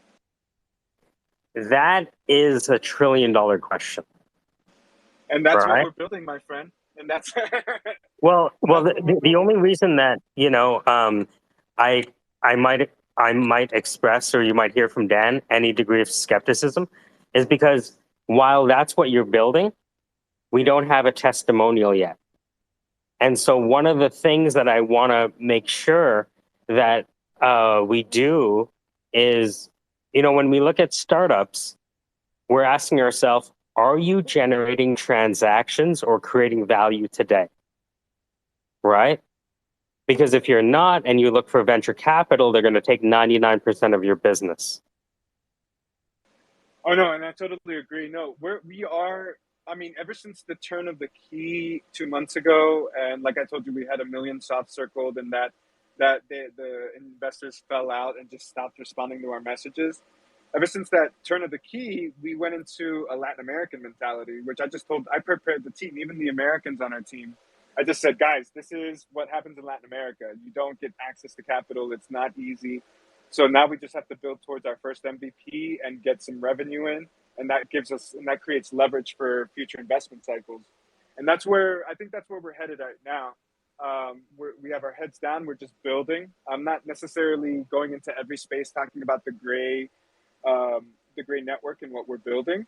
The reason why we're talking about it is because I feel like you and I have similar I know, characteristics and absolutely. perspectives. Absolutely. The thing is, I want to see it working, because if it's Definitely. working, then I can.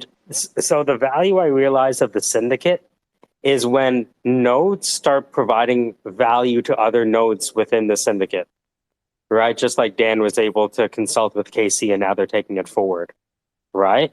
It's one of those things, though, that um, we also have to make sure that we're able to create the proposed value very quickly, right? So if there is a proposition, we'd be like, okay, is this available now? Can I? That's always a question, eh? It's not whether it's true, is can I use it now today?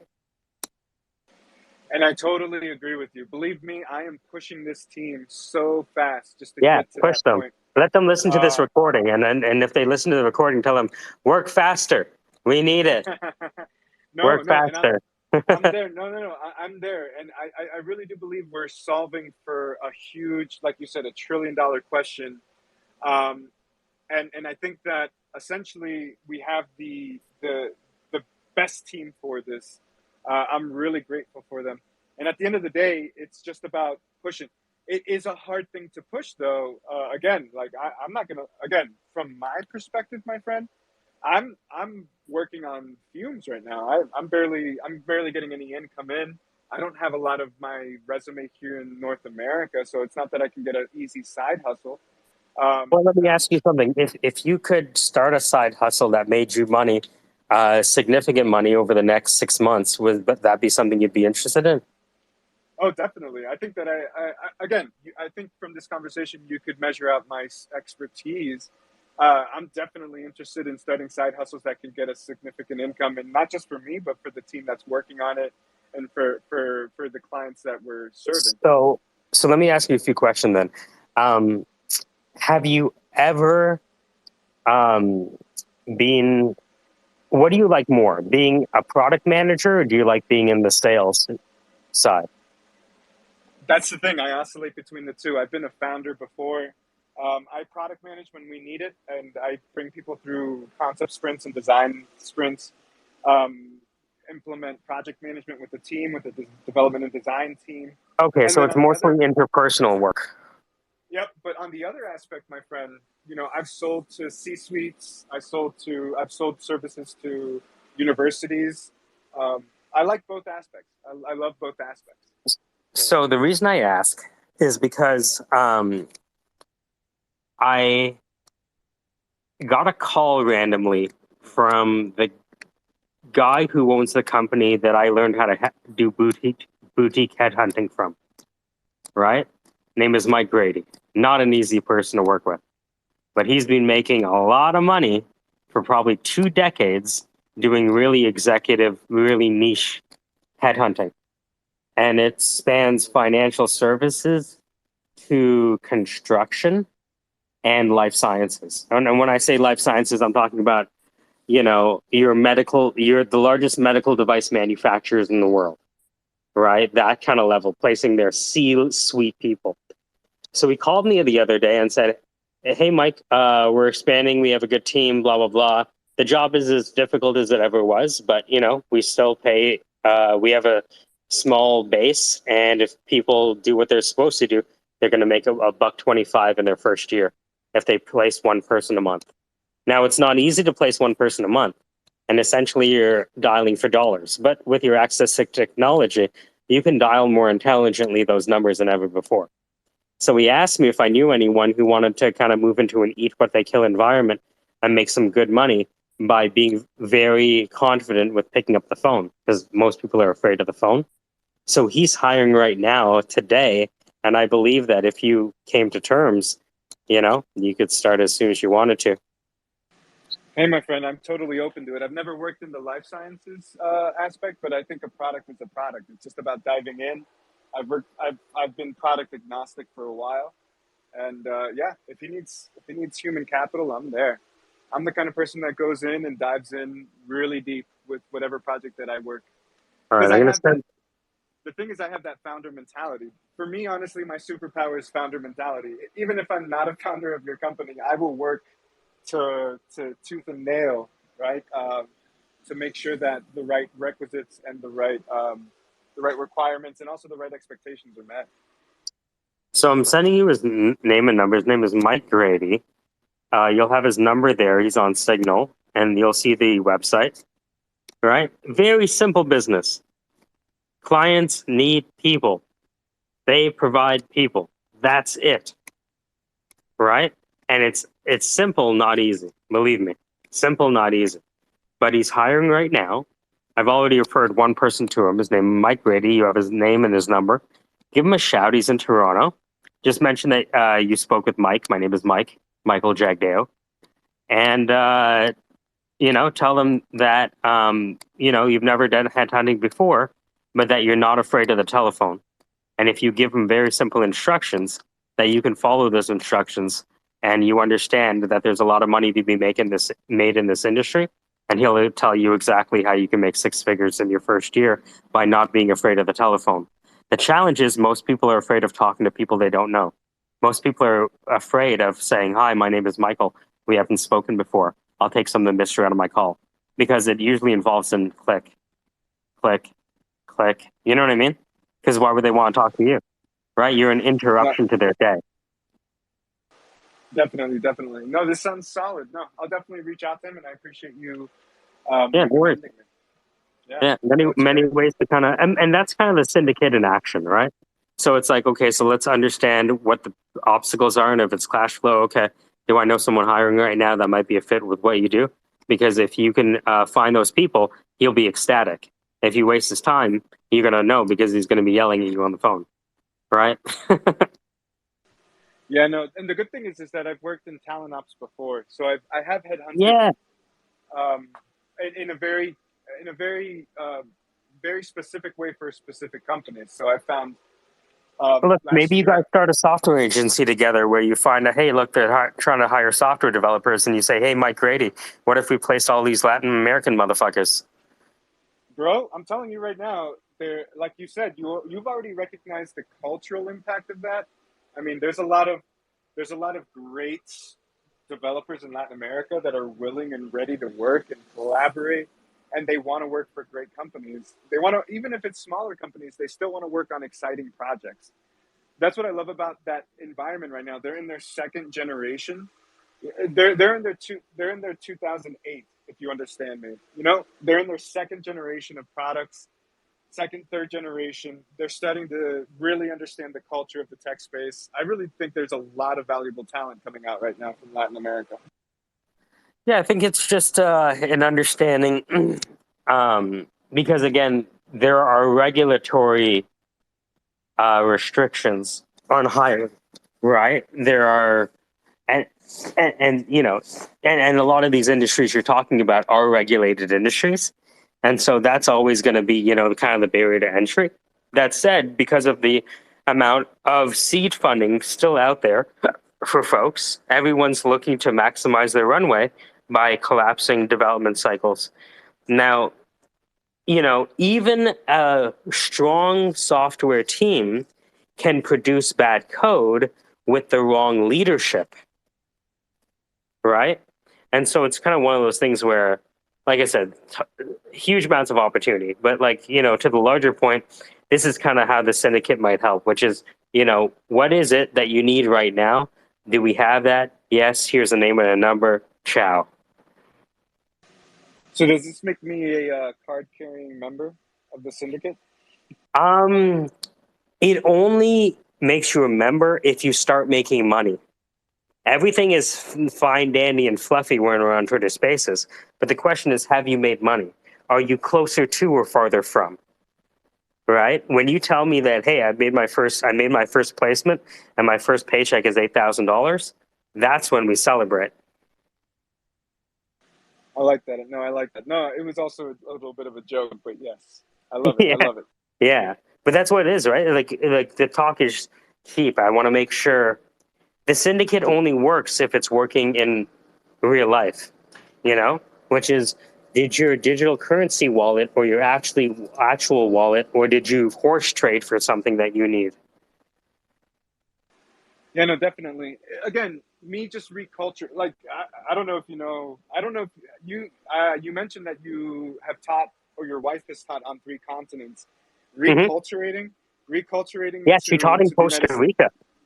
That's awesome. That's awesome. Yeah, Costa Rica's, I've heard, it's really beautiful. yeah. Also, it's tough to teach when it's raining and there's no electricity for months on end. She told me as I'm well. sure. I'm Also, she sure. learned how to avoid stabbings from students. You know, I think she told me she was offered cocaine from the kids. Like it's. She Jesus. told me it's wild in Costa Rica. But she must have taught in the public school system, not necessarily. A lot of the Latin American structure is dependent on the private school system, and the private school system. I worked with them when I first got to Colombia. System was. Can you hear me? Sorry, Oh my yeah, yeah. You dropped my that for a AirPods sec. died. Yeah, now you're back. But the private school system is essentially revolved around, international teaching. The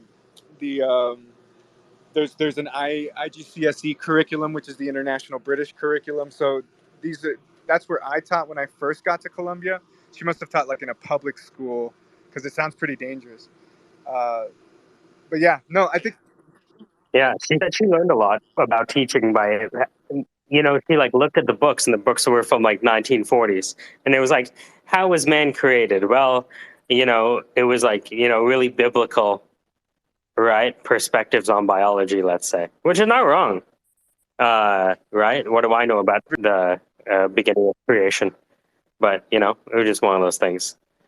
So, yeah, this is all like good stuff. Like even KC. KC is building a financial literacy course. KC, how are things going with Dan?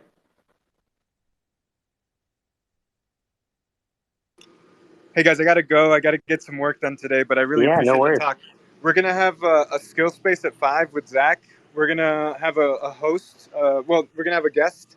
They're gonna talk about the skill of creativity, and then we're gonna That's open it wicked. up for questions. So you guys are all invited. If you guys Absolutely. wanna come in, 5 PST. I'm in California, so 5 Okay, so PST. 8 o'clock Eastern. All Yes, right, sir. gotcha. All right, All right, wicked. guys. Good luck, Have a good Anthony. one. All right. Cheers. All right.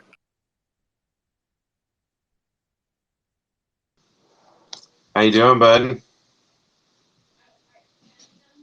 I find that you understand where I was going. Oh yeah. Oh yeah. I don't need to say much else. Yeah. No, it was Hey, good. Casey, I'm going to give you the best orgasm you fucking ever had.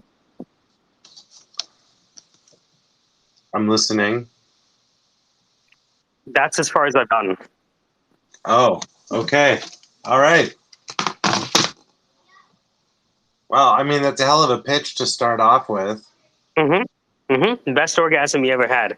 We have a PhD in orgasms, and we've been studying orgasms, and we have a soul-bound orgasm.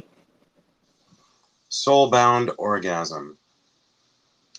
Are we actually incorporating tokenomics into orgasms here, or what are we doing? This is skillonomics, we call it. It's a patented process of skillonomics. Whew. Man, from one end of the spectrum to the other, huh? We're just going to go from business analytics to... Scope is for the weak. All right, yeah, okay. All right. I mean, whatever, dude. It's your space, brother. I'm just here to enjoy the entertainment,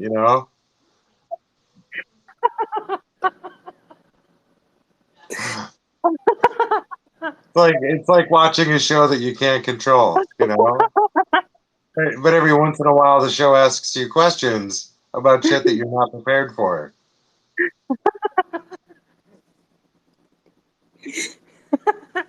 I'm not saying it's not a good time. I'm just like, shit, my mind is elsewhere. I got things going on, and all of a sudden, it's like tokenization of orgasms. I don't know. What do you think, Web3? I can't help but laugh. That was really good. You flat-footed him and made him stall. I loved it. I just want to know if anyone besides you has used this. Is that such a bad question to ask?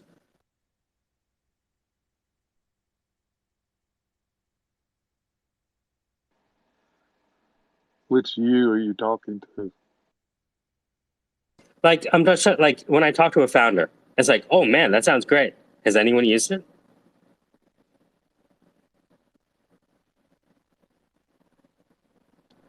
It's for the B2B market.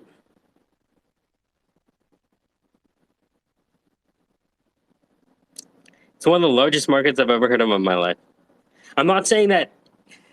Here's my belief. After all Wait, the I jokes, apologize. I yeah, go apologize ahead. for interrupting. What's his handle again? Onlineeducationorgasm.com, I think. Hold on. De-anthanized. De-anthanized, like Anthony, but eyes. Yeah, Eyes I out. got it. Yeah. I So got it. it's I not to think say that yep. I don't believe he's not situated in the right place. I don't believe it's not that he doesn't have access to the right networks, right? But I found that most startups fail because they try to solve a bigger problem than they can afford. And it always pushes back launch dates.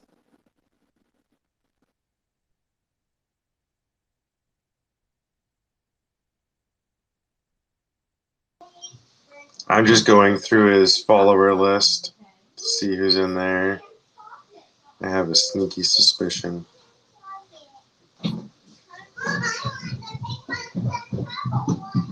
I love the energy. I love the connections he has. I love everything about it. But I find more value in his connections in real life than the connections that he has on the website right now. And that's not a criticism. Talented guy.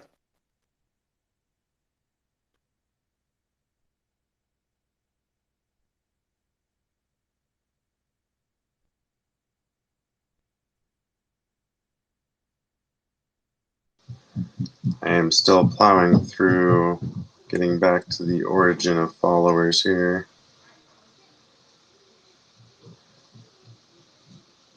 CBus Converge founder, NLC Columbus Ops, Director, PMI, ACP, CSM, Venture for America, Mentor, Product Management. Michael Toland. You are the first to follow him. Why? See, this is where AM comes in handy the most. You wouldn't necessarily think it, but if you want to see if somebody's Twitter profile is, got some bullshit to it, ask AM about it. She is a detective magician. Yeah, I think, if you want to know a lot about a Twitter profile, go to the name and look at the replies, tweets and replies. That's where they, Sure. right? Yeah, That's where but they really are. go to their followers and look at their first followers, because a lot of times these people are not who they say they are, and it's a side account, and you go back to see who the first follower is. It's usually them following that account so that they can link. Mm-hmm. Well, also keep in mind, I met Anthony through Zach. Zach, the guy with the military operation. Mm-hmm. Oh. Right. So the connection is initially through Zach. It was when Anthony saw me talk to Zach, right, that the status transference happened. Okay. Right. So he was listening to the conversation for a while and then joined.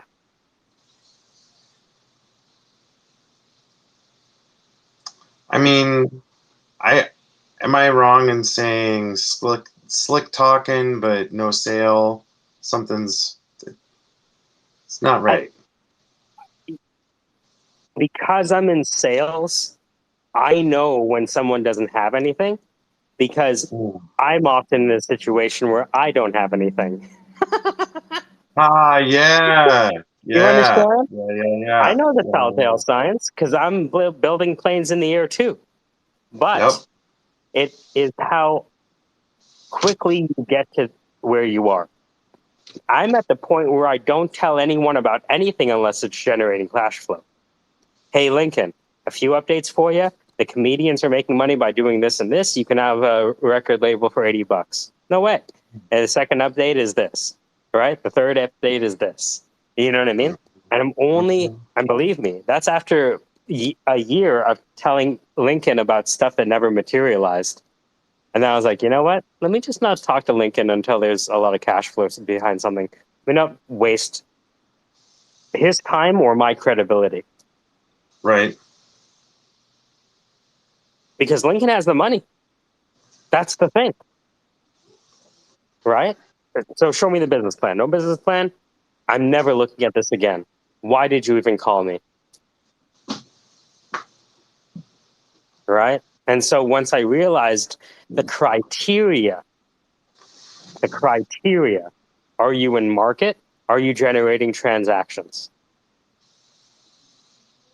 If you don't have those two, then you're in R&D.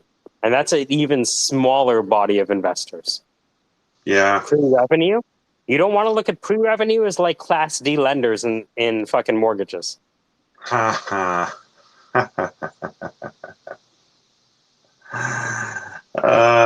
Not even a step ahead of hard money lending. Yeah, all right.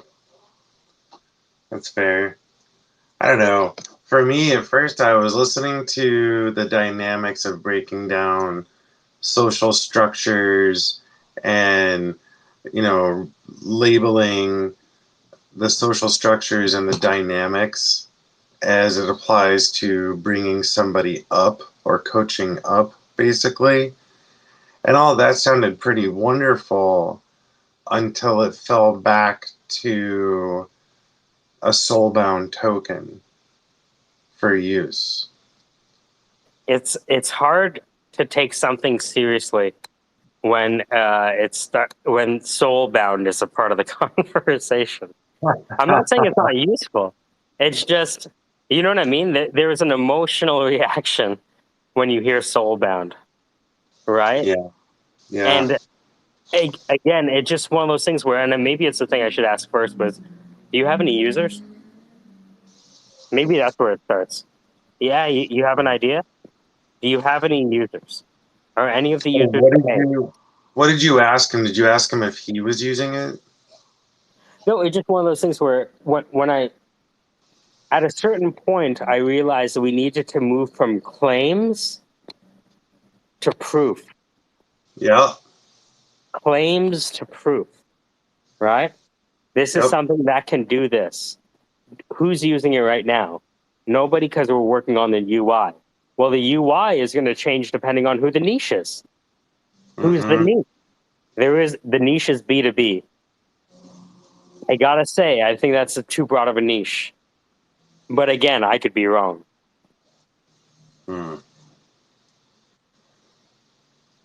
I think B2B is too broad of a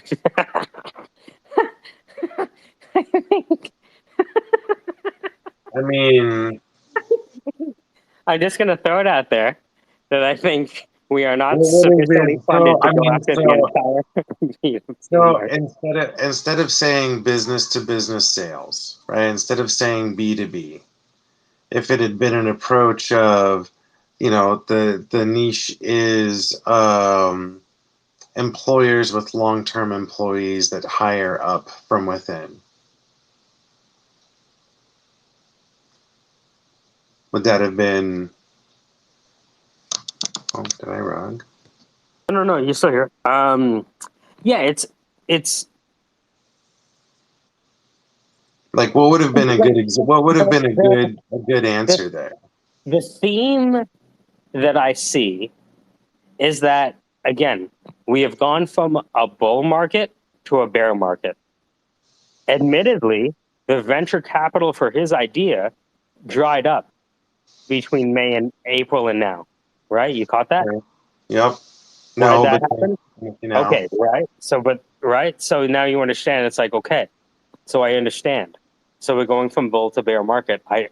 So think a rising tide lifts all boats, and when the tide goes out, we find out who's been swimming naked, Mm-hmm. right? And so it's one of those things where, as a theme, so for example, Bilal, and I don't think he'll mind me mentioning this, has become very dystopian recently and very maybe depressed because he's going down the rabbit hole, learning all this stuff, listening to Alex Jones 1987, essentially, is what it boils down to, right?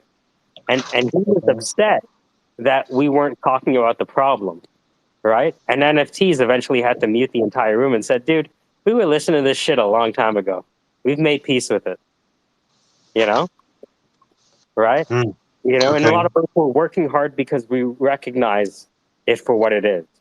But we're not going to spend all of our time discussing the problem or how we might solve it. That's arguably a waste of time because we have all of the tools available at our fingertips to solve it. For example, you need a UI. You have the best software engineers in Colombia, don't you? Okay. So what's the problem with the UI? Now, the UI challenges, if you don't have a niche market, you don't know what the first screen is.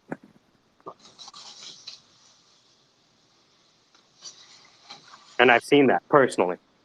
I've experienced that. What should the first screen be? Well, who's our target market? Well, we don't have anyone yet. Okay, so what do we do now? Well, what do you think? What do you think the UI should look like? Oh, what do you think the UI... None of us fucking know. We're not the customer. Is anyone talking to the customer? Has anyone been in the classroom in the past week? None of us? So what the fuck do we know about this problem?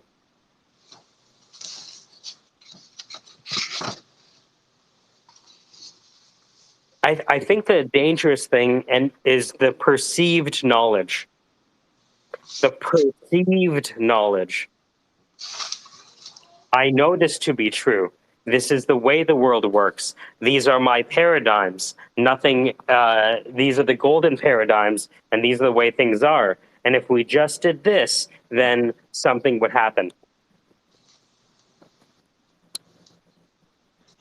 So what's the alternative? The alternative is the military decision-making process where someone is going to do a mission analysis. And the mission analysis is the purpose of the mission analysis is to delete all of your assumptions that you've made on your business plan. Oh. Nobody has tested any of your assumptions in your business plan yet.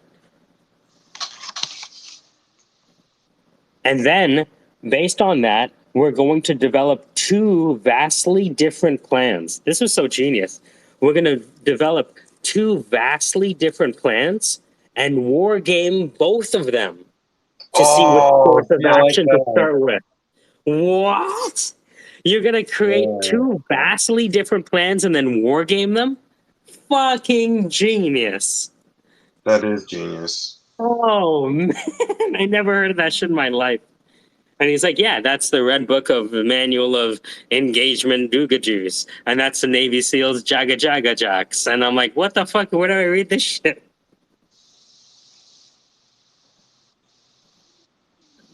And it's not that they get shit right all the time. It's just who's thought more about operational planning than they have. And what he told me is that he was able to extend his theory on planning and synchronizing mission-critical events. He called them mission-critical events. To software teams. And so I thought, what if, as a niche, you helped pre-seed A companies get their shit in order, make sure the developers are on track, making sure the teams are synchronized.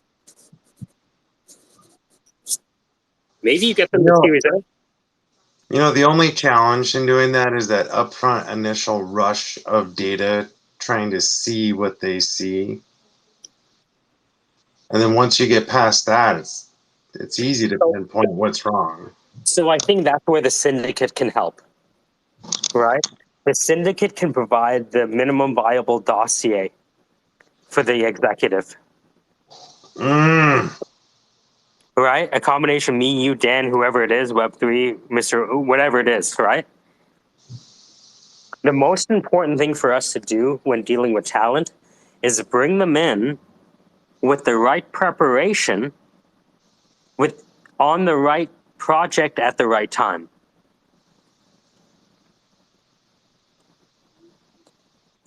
I know that NFTs is only as good as the information that I can help them prepare for the meeting. Okay. Okay. I'm with you. So what I'm thinking now with the whole syndicate is some people need the military coaching. Some people need the voice acting. Some people want to learn a career and get cabling. Some people want to learn about startup best practices. Some people want to learn how to raise funding. Some people want to learn how to write a business plan. We have expertise in all those areas. Those are different companies, but we have expertise in all those areas. And depending on what you need, we can bring those to bear. Are you stuck developing software that never gets finished? Maybe you need someone to kick your fucking ass first and do a proper mission analysis and be like, you know why you're failing is because you're creating a game and you don't understand your game theory. Because that's how you might fail. And it doesn't take hours, it takes moments. Would you say that the majority of the quote unquote issues to be fixed have to do with the people themselves? Absolutely. So you got to be able to cut through all the character bullshit and get to the heart of it. Like, no. I'm going to let Zach and his military people turn on the Zoom and be like, hey, fast fuck. Your problem isn't software. Your problem is push-ups. We're going to talk about software in month 2. We're going to prepare your mind and body for what you want to undertake. That's the level we need. That's pretty cool. That's pretty cool. And I think about the knock-on benefits of providing parents and dads and moms to kids who don't have dads or moms biologically. Yo. Mm-hmm. Right? Because I can teach music to a kid. What happens when he goes home? Yeah. That I can't control. That's out of scope. But if I can have someone at Zach's level, a man who's gone through the fucking rigors of the military so much that he's a leader, that's a conversation that he can have.